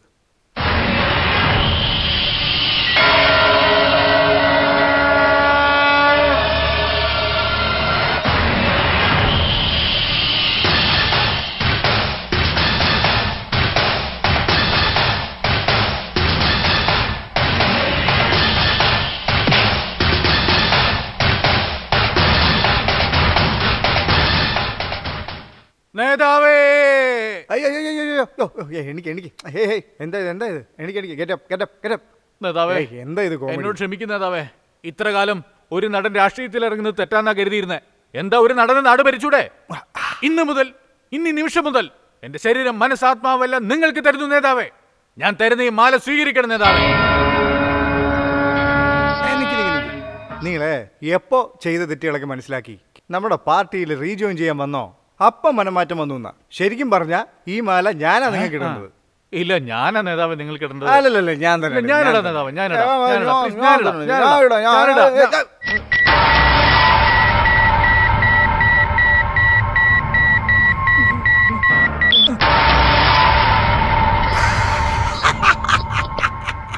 മോനെ നീ വന്നുടനെ മാല ഇടുന്നു വെച്ചോ, ഞാൻ ക്ലോസ്. പക്ഷെ നീ അത് ചെയ്യാതെ ഒരു നീളത്തിൽ ഡയലോഗ് അടിച്ചില്ലേ, ശരീരം മനസ്സ് ആത്മാവെന്നൊക്കെ, അപ്പോഴാ നിന്റെ കളി മനസ്സിലായി. ഒരു നടൻ നാട് ഭരിക്കുന്ന എനിക്ക് സമ്മതിക്കാൻ പറ്റില്ല. ഒരു നടൻ എന്ന് വെച്ചാൽ നിനക്ക് അത്രയ്ക്ക് നിസ്സാരക്കാരനാണോ? എവിടെ ഞങ്ങളെ പോലെ ഒരു 4 പേര് ഡയലോഗ് പറഞ്ഞ് ഏൽപ്പിച്ചേ. ഓ എന്താടാ വലിയ ഡയലോഗ്. സ്കൂളിൽ പഠിക്കുമ്പോൾ ഡ്രാമയിൽ ഞാനും കുറെ ഡയലോഗ് പറഞ്ഞിട്ടുണ്ട്. മേഘം പൊഴിയുന്നു, ഭൂമി വിളയുന്നു, നിനക്കെന്തിനു തരണം കപ്പം, ഞങ്ങളുടെ കൂടെ വയലിൽ വന്നോ, ഏര് പൂട്ടിയോ, ഞാറ് നട്ടോ, കള പറിച്ചോ, അല്ലെങ്കിൽ അവിടെ പണിയെടുക്കുന്ന കർഷകർക്ക് കഞ്ഞിക്കലം ചുമന്നോ, അല്ലെങ്കിൽ അവിടെ കളിച്ചുല്ലസിക്കുന്ന ഞങ്ങളുടെ കുലസ്ത്രീകൾക്ക് മഞ്ഞളരച്ച് സേവ ചെയ്തോ, അല്ലെങ്കിൽ അമ്മാവനോ അളിയനോ നാണം കെട്ടവനെ. ഏയ് ഇത്രയല്ലുള്ളൂ ഡയലോഗ്. ഇതാണ് ഇത്ര വലിയ കാര്യം. ഇതൊക്കെ പഴയ കാലത്തെ സിനിമകളിലെ ചെറിയ ഡയലോഗാ. ഇന്നത്തെ കാലത്തെ ലേറ്റസ്റ്റ് പടങ്ങളിലെ വലിയ ഡയലോഗ് നിനക്ക് പറയാൻ പറ്റുമോ? ഞങ്ങൾ പറയാം, നോക്കിയോ. എങ്ങനെയുണ്ട് പറഞ്ഞ കേക്കട്ടെ. നേതാവേ, ഇത്ര നീളമുള്ള ഡയലോഗ് എനിക്ക് പറയാൻ പറ്റില്ല. ഇത് പഠിക്കണമെങ്കിൽ ഒരാഴ്ചയെങ്കിലും എനിക്ക് വേണം. ഇനി മേല നടന്മാരെ പറ്റി തെറ്റായ വാർത്ത കൊടുത്തേക്കരുത്. പിന്നെ വേറൊരു കാര്യം, സിനിമയുടെ പേരൊന്നും മാറ്റാൻ നിങ്ങൾ ഒരിക്കലും പറയാൻ പാടില്ലടാ. പാർട്ടിയുടെ പേര് മാറ്റാൻ ഞങ്ങൾ പറയുന്നുണ്ടോ? എന്തിനാ സാർ ഇവനോട് കണവണം സംസാരിക്കുന്നത്? പോലീസിനെ വിളിച്ചിട്ട് വധശ്രമത്തിന് കേസെടുത്താൽ ഇവന് അകത്തിടാൻ പറ. വേണ്ട, അങ്ങനെ അകത്തിട്ടാ പുറത്തു വന്ന ഉടൻ നീതി ആവശ്യപ്പെട്ട് പദയാത്ര നടത്തും. അതെന്താന്നോ, ചേട്ടന് പ്രമേഹ രോഗമുണ്ട്, ഡെയിലി 5 കിലോമീറ്റർ നടക്കണമെന്ന് ഡോക്ടർ പറഞ്ഞിട്ടുണ്ട്. അങ്ങനെയാണെങ്കിൽ തീഹാർ ജയിലിലേക്ക് അയച്ചേക്കാം, അവര് തീർത്തോളും. അയ്യോ വേണ്ട നേതാവ്, നിങ്ങളുടെ പാർട്ടി ഓഫീസിൽ ഏതെങ്കിലും മൂലയ്ക്ക് ഞാൻ ഇരുന്നോളാം. ഓരോ റേല് ഒരു കത്തിയേ പാടുള്ളൂ, അതേപോലെ ഒരു പാർട്ടിയിൽ ഒരു മണ്ടനേ പാടുള്ളൂ. ഇപ്പൊ തന്നെ സാറുണ്ട്, ഫോൺ വിളിക്കേ. Hello CBI.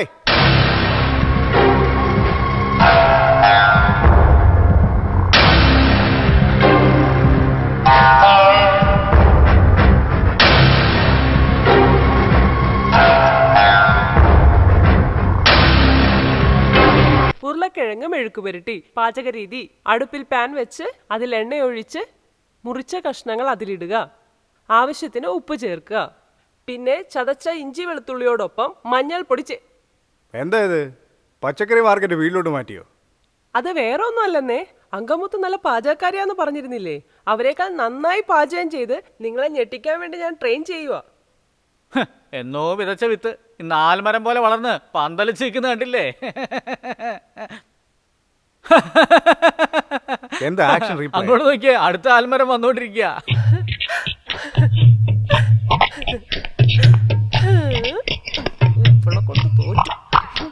നിനക്ക് തലയ്ക്ക് നല്ല സുഖമില്ലേ? എന്തിനു ഇത്രയും വലിയ കാര്യമല്ലോ ഭക്ഷണം കൊണ്ടുവന്നേ? പൊന്നുസ്വാമി ഹോട്ടൽ, കാടക്കറി, അക്ഷയ ഹോട്ടൽ, അയിലമീന്, കാരക്കുടി, കൗതാരി, ചെട്ടിനാട് ചിക്കൻ, മുനിയാണ്ടി വിലാസ്, മുട്ട ബിരിയാണി, അത് മാത്രമല്ല താറാ റോസ്റ്റ് കൂടെ ഉള്ളി വെച്ചിട്ടുണ്ട്. മാറും മുരിങ്ങയില വറുത്ത്, പൊന്നാങ്ങണിയെ പൊരിച്ചിട്ട ഭർത്താക്കന്മാര് ഭാര്യമാരുടെ പിറകെ ചുറ്റി ചുറ്റി വരുമെന്ന് ഞാനും ബുക്കിൽ വായിച്ചിട്ടുണ്ട്. ഹലോ, ഈ ഇറച്ചി മീനും ഇല്ലാതെ ആണുങ്ങൾക്ക് ജീവിക്കാനേ പറ്റില്ല.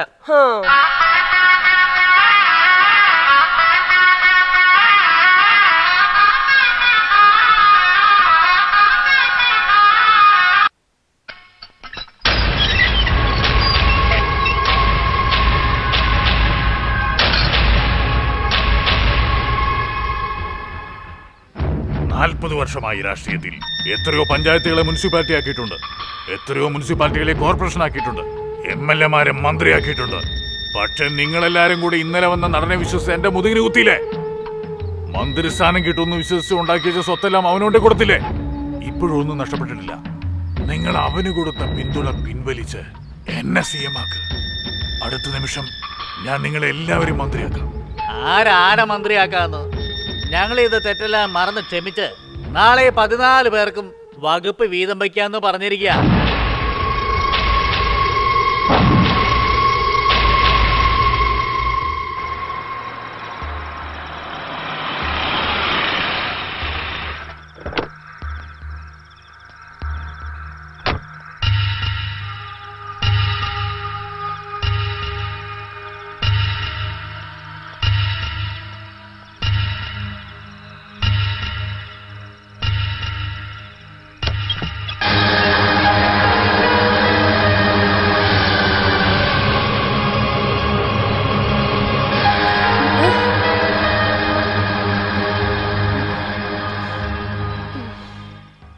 8 മണിക്ക് വരാമെന്ന് പറഞ്ഞിട്ട് ഇപ്പോൾ രാത്രി 12 മണിക്കാണ് കയറി വരുന്നത്. വെയിറ്റ് ചെയ്ത് ടയേർഡായി അങ്ങനെ ഉറങ്ങിപ്പോയി. ശരി ശരി ശരി. എന്നാ ഇത് പിടിച്ചേ, ചെലവിന് വെച്ചോ. ഉം, ഞാനിവിടെ വരുന്ന കാര്യം ആരോടും പറയണ്ട. ശരി എന്നാ. ഇനി എപ്പോൾ കാശിന് ആവശ്യം വന്നാലും ചോദിക്കാൻ പഠിക്കണ്ട. ഉം, കഥവ് കൂട്ടിക്കോ. ഉം. Take care. ശരി, പോയിട്ട് വരും. ബൈ.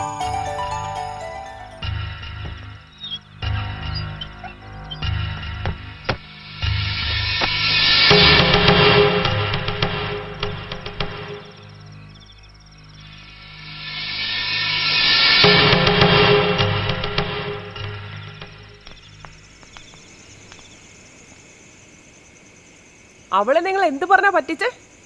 അമ്മായിയുടെ മകൾ അങ്കമുത്തു എന്ന് എന്നോട് പറഞ്ഞ പോലെ അമ്മാവന്റെ മകള് മല്ലികയെന്ന് പറഞ്ഞോണ്ട് അവളെ വളച്ചെടുത്തു. ഐശ്വര്യ, ഞാൻ പറയുന്നത് മതി, അഭിനയിച്ചത് മതി. എത്ര നാളെ ഈ ഒളിച്ചുകളി തുടങ്ങിയിട്ട്? ഞങ്ങളെ രണ്ടുപേരും കല്യാണം കഴിക്കാന്ന് പറഞ്ഞ് പറ്റിച്ചിട്ട് ഇപ്പൊ മൂന്നാമത് ഒരുത്തി വെച്ചോണ്ടിരിക്കുക. നാണോ ഇല്ല തനിക്ക്? എന്താടി പറഞ്ഞ?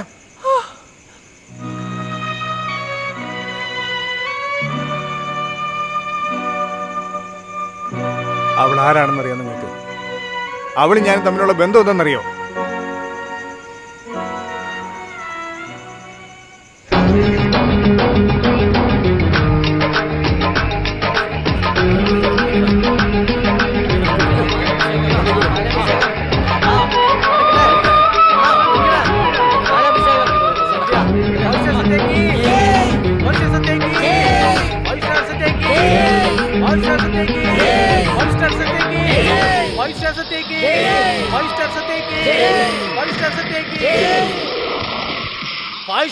ഇത് പാപ്പരി സത്യാടാ. പടക്കണ നീ കണ്ടോണ്ടിരിക്കുന്നത്. എനിക്ക് പോടാ, നാണമില്ലാത്തവര്. എനിക്ക് പോടാ. അണ്ണനെ പറ്റി എന്താ പറഞ്ഞേ? അണ്ണനെ ആരെങ്കിലും അറിയണോ നിനക്ക്?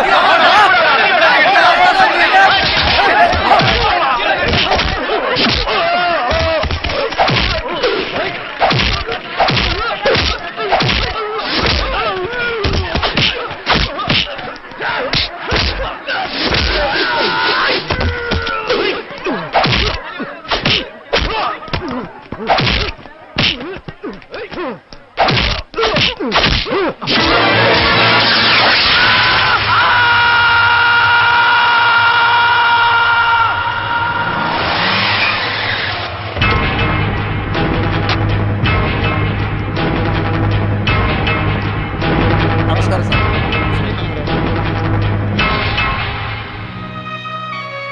നമസ്കാരം അണ്ണാ.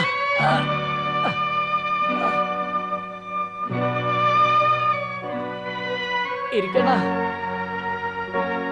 എന്തിനാണ് ഇങ്ങനെയൊക്കെ ചെയ്തു കൂട്ടുന്നത്? സിനിമ ആസ്വദിക്കും, ഇങ്ങനെ ഭ്രാന്ത് പിടിച്ച പോലൊന്നും ചെയ്തു കൂട്ടല്ലേ. ഒന്ന് മിണ്ടായിരിക്കണ. അവരാരുടെ ആൾക്കാരാ? അണ്ണന്റെ കഴിഞ്ഞ പടം റിലീസിന് തിയേറ്ററിൽ അവന്മാരെ പ്രശ്നം ഉണ്ടാക്കിയേ. അണ്ണന്മാരെ രക്ഷപ്പെട്ടു. ഇന്നേ ശരിക്കും കൊടുത്തില്ലേ? ഇനി അണ്ണന്റെ പടം റിലീസിന് ഒരു പ്രശ്നവും ഉണ്ടാവില്ല. ആ അടിപിടിക്കട്ടയിൽ എൻ്റെ ഒരു കൈ പോയി.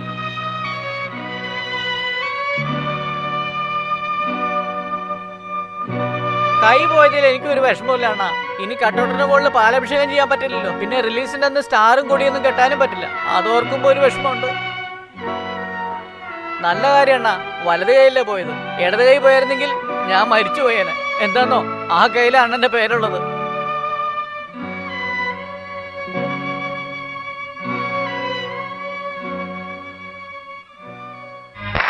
ഇന്ത്യ രാജ്യത്തെ എങ്ങനെ മഹാശക്തിയാക്കി മാറ്റാം എന്ന വിഷയത്തിൽ ആനന്ദവികടൻ പത്രം നടത്തിയ മത്സരത്തിൽ തെരഞ്ഞെടുക്കപ്പെട്ട 14 യുവാക്കൾക്ക് അവാർഡ് നൽകുന്ന ചടങ്ങിൽ വിശിഷ്ട അതിഥിയായി എത്തിയ പ്രശസ്ത സിനിമാ താരം സത്യയെ ഹൃദയപൂർവ്വം സ്വാഗതം ചെയ്യുന്നു. ആദ്യമായി സംസാരിക്കുന്നതിന് കുമാരി ദേവിക IAS ക്ഷണിക്കുന്നു. എല്ലാവർക്കും നമസ്കാരം. ഞാൻ IAS പാസ്സായ ശേഷം വിദേശയാത്ര ചെയ്തിട്ടുണ്ട്. അവിടുത്തെ റോഡുകൾ കണ്ട കണ്ണാട് പോലെയാണ്. അത് നോക്കി മുടി വരെ ജീവ. എന്നാ നമ്മുടെ നാട്ടിലെ റോഡുകളെല്ലാം മുഴുവനും കുണ്ടും കുഴിയാണ്. കാരണം കോൺട്രാക്ടർ, ഉദ്യോഗസ്ഥര് മുതൽ മന്ത്രി വരെ റോഡ് പണിയുന്ന കാശുകൊണ്ടാ വീട് പണിയുന്നേ. 6 മാസത്തിലൊരിക്കൽ റോഡ് പണിയുന്നതിന് പകരം ആ പണം മൊത്തം വിനിയോഗിച്ച 50 വർഷത്തേക്ക് റോഡ് മെയിൻറ്റെയിൻസ് ചെയ്യേണ്ട ആവശ്യമേ ഇല്ല. ഇവിടെ എനിക്ക് മുമ്പ് സംസാരിച്ച MBA കാരനായ രവി തൊഴിൽ വളർച്ചയെക്കുറിച്ച് സംസാരിച്ചു. MBA പഠിച്ചിരിക്കുന്ന ദേവൻ ആരോഗ്യ പരിരക്ഷയെക്കുറിച്ചും സംസാരിച്ചു. ഈ ഇരിക്കുന്ന 14 പേരും നാടിന്റെ വികസനത്തിനു വേണ്ടി പല നല്ല പദ്ധതികളും ആവിഷ്കരിച്ചിട്ടുണ്ട്. അവരെല്ലാം രാഷ്ട്രീയത്തിൽ ഇറങ്ങി പൊതുജന സേവനം ചെയ്താൽ കേരളം സ്വർഗഭൂമിയായി മാറും. എല്ലാത്തിനും ഉപരി ഞാൻ ഈ വേദിയിൽ സംസാരിക്കാനും IAS പഠിക്കാനും കാരണക്കാരനായ മുഖ്യ VIPയെ നിങ്ങൾക്ക് ഞാൻ പരിചയപ്പെടുത്താം. ഓരോ പുരുഷന്റെ വിജയത്തിന് പിന്നിലും ഒരു സ്ത്രീ ഉണ്ടെന്ന് പറയാറുണ്ട്. എന്നാൽ എൻ്റെ ജീവിതത്തിന്റെ പിന്നിൽ ഒരു പുരുഷനുണ്ട്. അത് എൻ്റെ മുറച്ചെറുക്കൻ മുത്തു.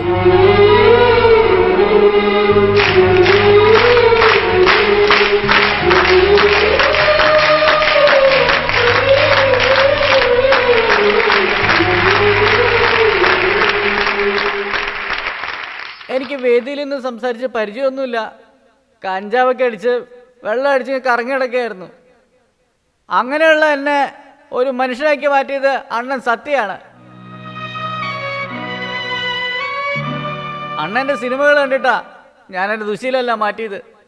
എന്തിനധികം എൻ്റെ ദേവി IAS ആക്കിയതും അണ്ണൻ്റെ വളം കണ്ടിട്ടാ. അണ്ണൻ ഒരു പടത്തില് കഷ്ടപ്പെട്ട് ഓട്ടോ ഓടിച്ച് വണ്ടി വലിച്ച് അവർ പഠിക്കാണ്ട് അവരുടെ മുറപ്പെണ്ണിനെ പഠിപ്പിച്ച് ഡോക്ടറാക്കി. അതാണ് എൻ്റെ ഇൻസ്പിറേഷന്. അണ്ണനെ പറ്റി പറയാൻ തുടങ്ങി ഇങ്ങനെ പറഞ്ഞുകൊണ്ടേയിരിക്കും.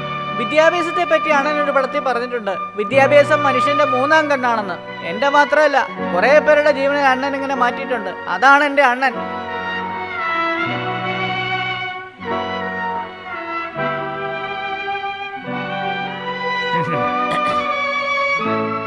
എന്താ മോനെ കണ്ണ് കലങ്ങിയിരിക്കുന്നല്ലോ? പൊടിയാ അതോ ആരാധകൻ കുത്തിയ സൂചിയാ? കുറുക്കുവഴി എന്ന് ഗണപതിയുടെ റൂട്ടിൽ പോയാ പഴം കിട്ടുമായിരിക്കും. എന്നാ നേർവഴി പോയാലേ ജ്ഞാനം കിട്ടൂ. നോക്ക് സത്യ, മഴവില്ലിലും നിറയെ കളറുണ്ട്, അതുപോലെ ഓന്തിലും നിറയെ കളറുണ്ട്. നിന്റെ ആരാധകൻ നിന്നെ മഴവില്ലായിട്ടാണ് കണ്ടിരിക്കുന്നത്. നിനക്കാണെങ്കിൽ ഓന്തിന്റെ സ്വഭാവവും. നീ ചെയ്ത നല്ല കഥാപാത്രങ്ങൾ കണ്ട് അവന് മാറ്റമുണ്ടായി. നീ എന്താ മാറാത്തത്?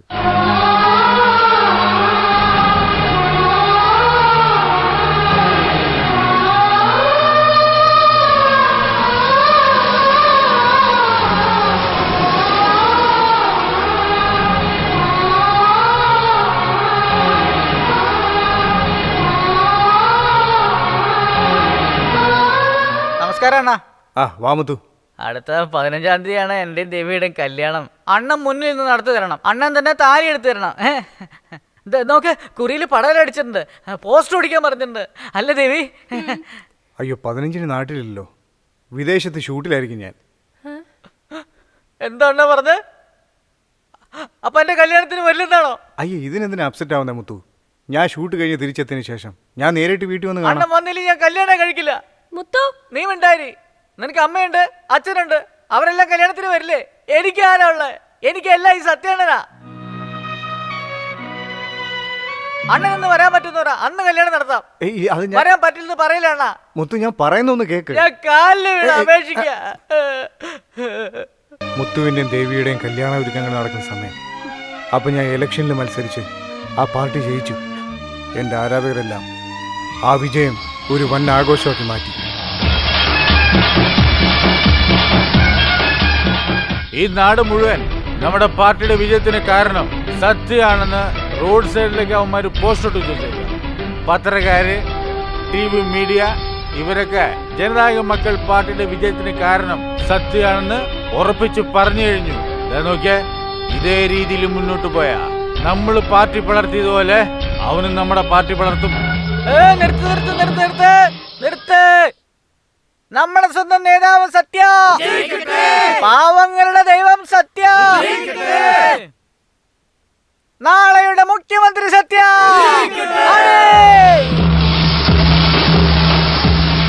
ഞാൻ പറഞ്ഞതല്ലേ, അവൻ കുത്തി അവസാനം മുറത്തിക്കയറി കൊത്തി. അവൻ നമുക്ക് തലവേദന ആയിരുന്നപ്പോഴേ മരുന്ന് കൊടുക്കേണ്ടതായിരുന്നു. ഇപ്പൊ ക്യാൻസർ ആയിട്ട് വളർന്നു. അവൻ നമ്മളെ ഇഞ്ചിഞ്ചായി തീർക്കുന്നതിന് മുമ്പ് നമ്മൾ അവനെ ഒറ്റയടിക്ക് തീർക്കണം. കോടമ്പക്കത്തിരിക്കുന്നതിനെ ഒന്ന് എണീപ്പിച്ചു വിട്ടാൽ കോട്ട വരെ എത്തി നോക്കുമെന്ന് എനിക്കറിയാം. രാഷ്ട്രീയ ചതുരംഗത്തിൽ ഏത് ഗുരു എങ്ങോട്ട് നീക്കി എപ്പോൾ വെട്ടണമെന്ന് എനിക്ക് നന്നായിട്ട് അറിയാം. ഇപ്പൊ സൽപ്പേരുള്ള സത്യയെ നമ്മളായിട്ട് കൊന്നാൽ സെൻട്രൽ CBI എൻക്വയറിയിൽ നമ്മൾ കുടുങ്ങും. സത്യം മരിക്കണം, പക്ഷെ അത് കൊലയാകരുത്. എന്താ ഉദ്ദേശിച്ചത്? ശരി കേട്ടോ പറയാം. ഒരുത്തനെ കൊന്ന അത് കൊലയാ, 100 പേരെ കൊന്ന അത് അപകടം. മനസ്സിലായില്ല? നാളെ സത്യ അവന്റെ ഫാൻസ് അസോസിയേഷന്റെ നേതാവിന്റെ കല്യാണത്തിന് വരുന്നുണ്ട്. ആ കല്യാണ മണ്ഡപത്തെ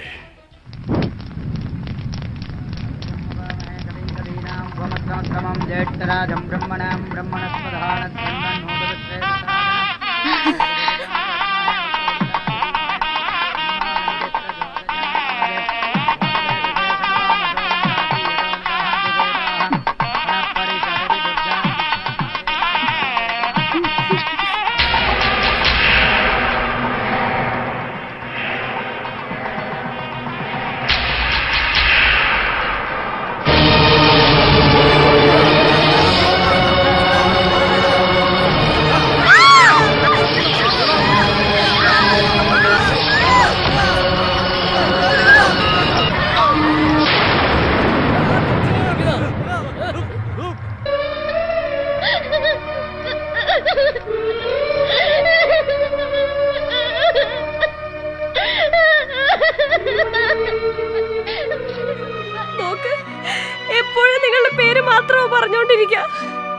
മരിച്ചതിന് ശേഷവും നിങ്ങളുടെ പേര് അദ്ദേഹത്തെ വിട്ടു പോയില്ല.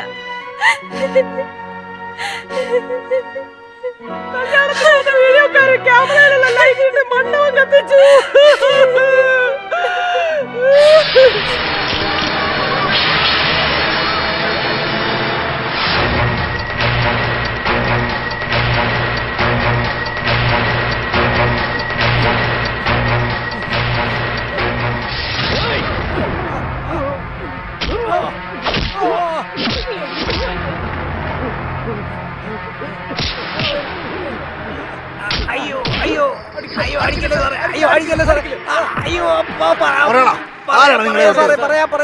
അറിവാനന്ദ സാറാ ഞങ്ങളെ വിട്ടത്.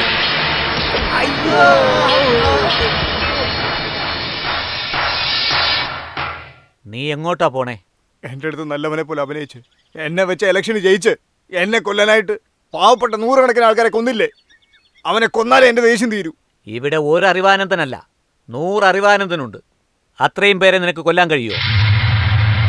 ഒരുപക്ഷെ നീ അവനെ കൊന്നിട്ട് ജയിലിൽ പോയാ എതിർ പാർട്ടിക്കാർ നിന്നെ പുറത്തു കൊണ്ടുവരും. അവരുടെ പാർട്ടിയിൽ നിന്നെ ചേർക്കും. പിന്നെ നിന്നെ വെച്ച് അവർ ഭരണം തിരിച്ചു പിടിക്കും. അവസാനം അവർ നിന്നെ യൂസാന്ത്രോ ഗ്ലാസ് പോലെ വലിച്ചെറിയും. എന്താന്നാ, നീ രാഷ്ട്രീയത്തിൽ ഇറങ്ങിയവനാ. ഇനി തിരിച്ചുപോക്ക് സാധ്യമല്ല. മറ്റുള്ളവർ നിന്റെ പോപ്പുലാരിറ്റിയെ മിസ്യൂസ് ചെയ്യുന്നതിന് പകരം നിന്റെ പോപ്പുലാരിറ്റി നിനക്കെന്തുകൊണ്ട് ഉപയോഗിച്ചുകൂടാ? ഇപ്പോൾ നീ കാരണം ആ പാർട്ടി ജയിച്ചത്. അടുത്ത മുഖ്യമന്ത്രി ഞാൻ തന്നെ എന്നാണ് അറിവാനന്ദം വിചാരിച്ചിരിക്കുന്നത്. നീയൊന്ന് മനസ്സ് വെച്ചാ ആ MLA-മാരെയൊക്കെ വശത്താക്കിയിട്ട് മുഖ്യമന്ത്രിയായിട്ട് നിനക്ക് തന്നെ ആ കസേരയിലിരിക്കാം. സത്യ മുള്ളുകൊണ്ട് തന്നെ എടുക്കണം. രാഷ്ട്രീയക്കാരെ അവരെ റൂട്ടിൽ പോയി തന്നെ ജയിക്കണം. കള്ളന്മാര്, കൊള്ളക്കാര്, അഴിമതിക്കാര്, അങ്ങനെ നാട്ടിൽ അവർ ഒറ്റക്കൊറ്റക്കായുണ്ട്. പക്ഷെ അവർ മൊത്തമായി നിന്റെ കയ്യിലുണ്ട്. ഇതുവരെ സാധാരണ നടനായിരുന്ന നീ മഹാനടനായി മാറണം. ഈ മന്ത്രിസഭ തന്നെ മാറ്റിമറിക്കണം. 40 വർഷമായി നാറിക്കൊണ്ടിരിക്കുന്ന ഈ രാഷ്ട്രീയ അഴുക്കിചാലിനെ നീ മുണ്ട് മടക്കി കുത്തിയിറങ്ങി ക്ലീൻ ചെയ്യണം. ഈ അഴിമതിക്കറ പിടിച്ചിരിക്കുന്ന മുണ്ടുകളെല്ലാം ഉജാലമുക്കി നീ തന്നെ വെണ്മയുള്ളതാക്കണം.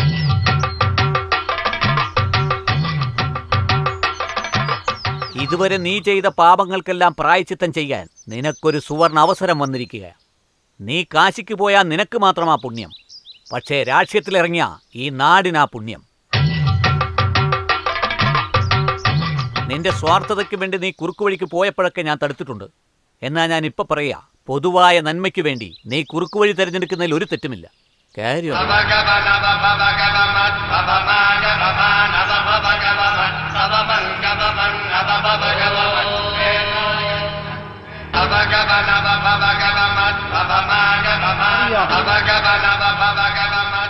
എൻ്റെ ജീവിതത്തിൽ ആദ്യമായിട്ട് കണ്ണുനീര് വരുന്ന അപ്പോഴാണ്.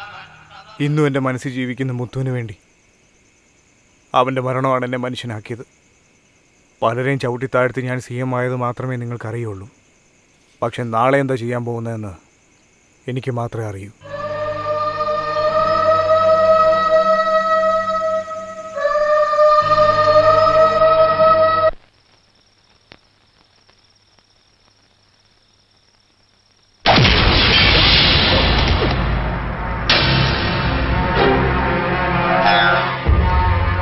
നാളെ നിന്റെ 14 പേര് സത്യപ്രതിജ്ഞ ചെയ്യാൻ പോവല്ലേ? ഇപ്പൊ ഇവിടെ നടക്കാൻ പോകുന്നതിന്റെ പരലോക സത്യപ്രതിജ്ഞാ ചടങ്ങാ.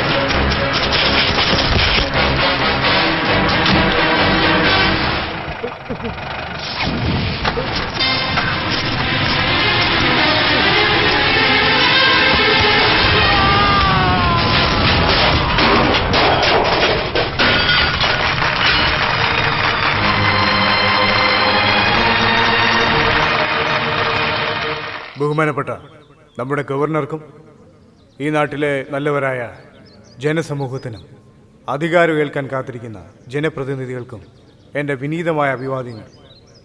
ഈ നാട്ടിൽ എത്ര പാർട്ടികളുണ്ടെന്ന് നിങ്ങൾക്ക് ആർക്കെങ്കിലും അറിയാവോ? മഴയത്ത് മുളയ്ക്കുന്ന കൂണ് പോലെ ഓരോ മാസവും പുതിയ പാർട്ടികൾ മുളയ്ക്കുകയാണെന്നേ. 4 പേരൊരു ചായക്കടയിൽ കൂടിയിരുന്ന് ചായ കുടിച്ചുകൊണ്ട് സംസാരിച്ച അതിൻ്റെ പേര് നിർവാഹക സമിതി യോഗം. ഒരു 10 പേര് കൂടി 5 സ്റ്റാർ ഹോട്ടലിൽ റൂം എടുത്ത് മദ്യപിച്ചുകൊണ്ട് ചർച്ച ചെയ്താൽ അതിൻ്റെ പേര് പൊതുയോഗം. ബിരിയാണി പാഴ്സൽ വാങ്ങിച്ച് കഴിച്ചുകൊണ്ട് ഒരു 100-150 പേര് 2 ലോറി കയറി പുറപ്പെട്ടു കഴിഞ്ഞാൽ അതിൻ്റെ പേര് പൊതുസമ്മേളനം. ഇവരൊക്കെ രാവിലെ ഒരു പാർട്ടിയിൽ ടിഫിൻ കഴിക്കും, ഉച്ചയൂണിന് വേണ്ടി മറ്റൊരു പാർട്ടിയിലേക്ക് പോകും, വൈകുന്നേരം വേറൊരു പാർട്ടി പോയി ബജി വാങ്ങിച്ചു നിന്നിട്ട് വൈകിട്ട് മദ്യപിക്കാൻ വേണ്ടി ആദ്യം പോയി അതേ പാർട്ടി തിരിച്ചു വരും. ചോദിച്ചാൽ പോളിസിയാണെന്ന് പറയും. ഇപ്പോ നാട്ടിൽ എത്ര പാർട്ടികളുണ്ട്? എത്ര ലക്ഷക്കണക്കിന് അണികളുണ്ട് പാർട്ടിയിൽ? ആരുടെയെങ്കിലും അടുത്തൊന്ന് പോയി അല്ല ചേട്ടാ നിങ്ങളുടെ പാർട്ടിയുടെ നയം എന്താണെന്ന് ചോദിക്കും. കൃത്യം മറുപടി പറയുകയാണെങ്കിൽ നിങ്ങൾ എല്ലാവരും വേണമെങ്കിൽ എന്നെ ചെരുപ്പൂരി അടിച്ചോന്നേ. വേണ്ട, ആ പാർട്ടിയുടെ നേതാവിനോട് പോയി ചോദിക്ക്. അവനെങ്കിലും ഒന്ന് കറക്റ്റായിട്ട് പറഞ്ഞാ നിങ്ങൾ എല്ലാവരും എന്നെ ചൂല് കെട്ടുകൊണ്ട് അടിച്ചോ. നേതാവിനും അറിയില്ല, അണികൾക്കും അറിയില്ല. ഭാരതപ്പുഴ, പെരിയാറ്, പമ്പ ഒഴുകുന്ന നമ്മുടെ നാട് ഈ നെറികെട്ടോന്മാര് കാരണം മരുഭൂമിയായി മാറുമെന്ന് ഞാൻ പേടിച്ചു. ഇവരിൽ നിന്ന് ഈ നാടിനെ രക്ഷിക്കാൻ വേണ്ടിയും കറപിടിച്ച് കിടക്കുന്ന മന്ത്രിസഭയിലെ കളപറിക്കാനും വേണ്ടിയാ ഞാൻ ഈ മുഖ്യമന്ത്രി കുപ്പായിട്ടത്. ഈ വേദിയിലിരിക്കുന്ന 14 പേരും തങ്ങൾക്ക് മന്ത്രിസ്ഥാനം കിട്ടുമെന്നുള്ള പ്രതീക്ഷയിലാണ് ഇരിക്കുന്നത്. എന്നാൽ ഞാൻ ഇവർക്ക് ആർക്കും മന്ത്രിസ്ഥാനം കൊടുക്കാൻ പോകുന്നില്ല. നമ്മുടെ സംസ്ഥാനത്തെ 14 മന്ത്രിമാരെ ഞാൻ നേരത്തെ തന്നെ തിരഞ്ഞെടുത്തു. തിരഞ്ഞെടുക്കപ്പെട്ട പുതിയ മന്ത്രിമാരെ വേദിയിലേക്ക് ക്ഷണിക്കുന്നു.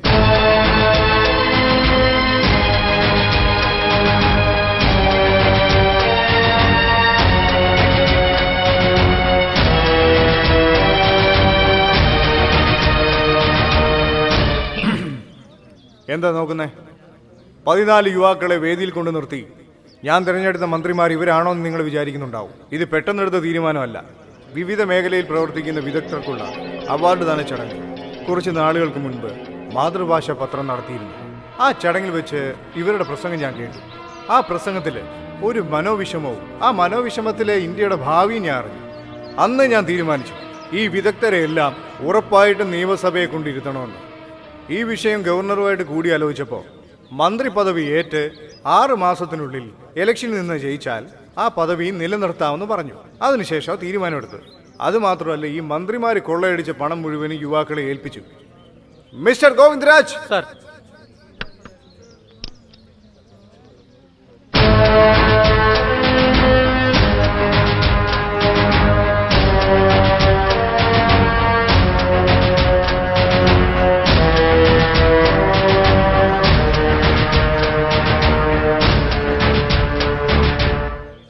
കേരളത്തിൽ മൊത്തം 14 ജില്ലകളുണ്ട് സർ. എല്ലായിടത്തും ഞങ്ങളുടെ ടീം പോയി. എത്ര ഹൈവേ പണി തീർന്നു, എത്ര റോഡുകൾ പണിതുകൊണ്ടിരിക്കുന്നു, എത്ര റോഡിന് ഫണ്ട് മാറ്റിവെച്ചിരിക്കുന്നു, ആ ലിസ്റ്റ് ഫുള്ളി CD-യിലുണ്ട് സർ. എത്ര പാലം പണി പാതിവഴിയിലായി, എത്ര പാലങ്ങൾ കോൺട്രാക്ട് ശരിയില്ലാതെ ഇടിഞ്ഞു വീണിരിക്കുന്നു, എത്ര ഓവുചാലുകൾ മാലിന്യം നീക്കാതെ ഇട്ടിരിക്കുന്നു, ആ ഡീറ്റെയിൽസും ഈ CD-യിലുണ്ട് സർ. പൊതുപ്രവർത്തനം സാറെന്ന ഫണ്ട് കൊണ്ട് എല്ലാ ജോലികളും നടന്നുകൊണ്ടിരിക്കുക. 6 മാസത്തിനുള്ളിൽ അതെല്ലാം പൂർത്തിയാകും സർ. അതുമായി ബന്ധപ്പെട്ട ഫയൽ.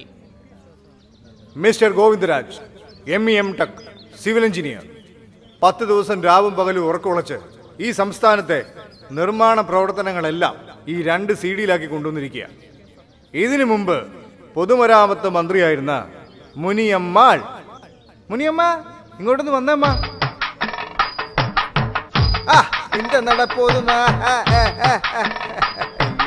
ഇവര് 10 വർഷമായിട്ട് പൊതുമരാമത്ത് മന്ത്രിയായിരുന്നു. എന്ത് ചെയ്തെന്നറിയാവോ? ഇവരുടെ വീട് മുതൽ അസംബ്ലി വരെ റോഡ് പണിതു.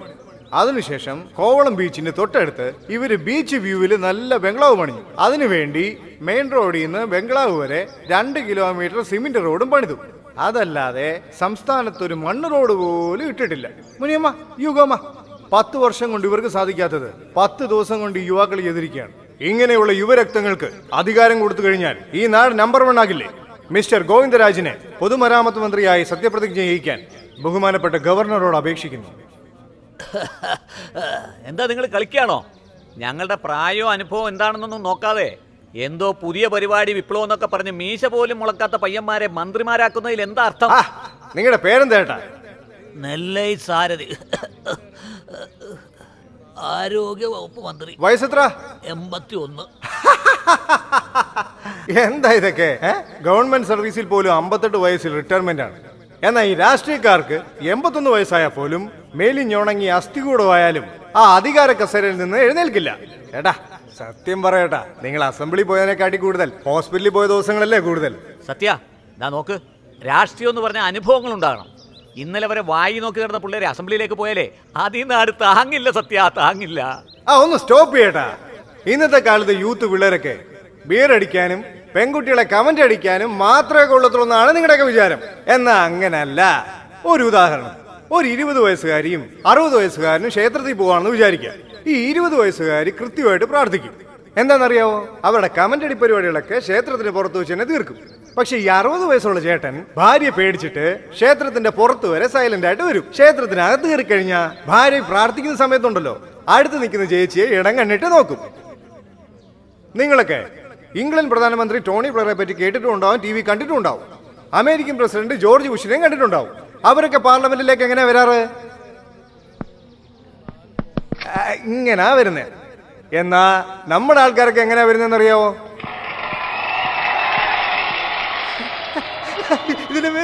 ഇതിന്റെ പേര് വാക്കിംഗ് എന്നല്ല, ഇതിന്റെ പേര് സ്റ്റാൻഡിങ്. ആരോഗ്യമേ ഇല്ലാത്ത ഇദ്ദേഹം ആരോഗ്യ വകുപ്പ് മന്ത്രിയായി ഇരിക്കുന്നതിന് പകരം ചുറുചുറുക്കുള്ള doctor Hariharan MBBS MD FRCS അവർകളെ ആരോഗ്യമന്ത്രിയായി സത്യപ്രതിജ്ഞ ചെയ്യിക്കുന്നതിന് ബഹുമാനപ്പെട്ട ഗവർണറോട് ഞാൻ താഴ്മയായി അപേക്ഷിക്കുന്നു.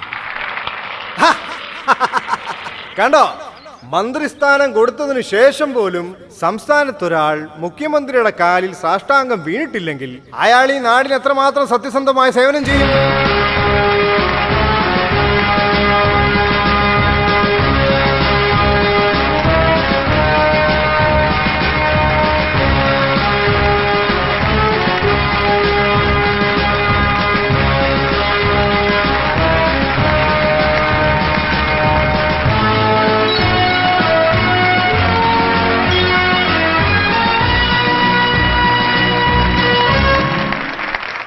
അവർക്കൊക്കെ മന്ത്രിയായിരിക്കാൻ എത്രത്തോളം യോഗ്യതയില്ലയോ അതേപോലെ മുഖ്യമന്ത്രിയായിരിക്കാനുള്ള യോഗ്യത എനിക്കുമില്ല. അതിനർഹതപ്പെട്ട ഒരാളെ ഞാൻ തിരഞ്ഞെടുത്തിട്ടുണ്ട്. അത് വേറെ ആരുമല്ല, ഈ അടുത്ത് കല്യാണ മണ്ഡപത്തിൽ തീപിടിച്ച് 100 കണക്കിന് ആളുകൾ മരിച്ചുപോയി. അത് നിങ്ങൾക്ക് ഓർമ്മയുണ്ടല്ലോ. അതിൽ കെട്ടാനിരുന്ന ചെക്കനെ നഷ്ടപ്പെട്ട് ഒറ്റമരമായി നിൽക്കുന്ന കുമാരി ദേവിക IAS അവരാണ്.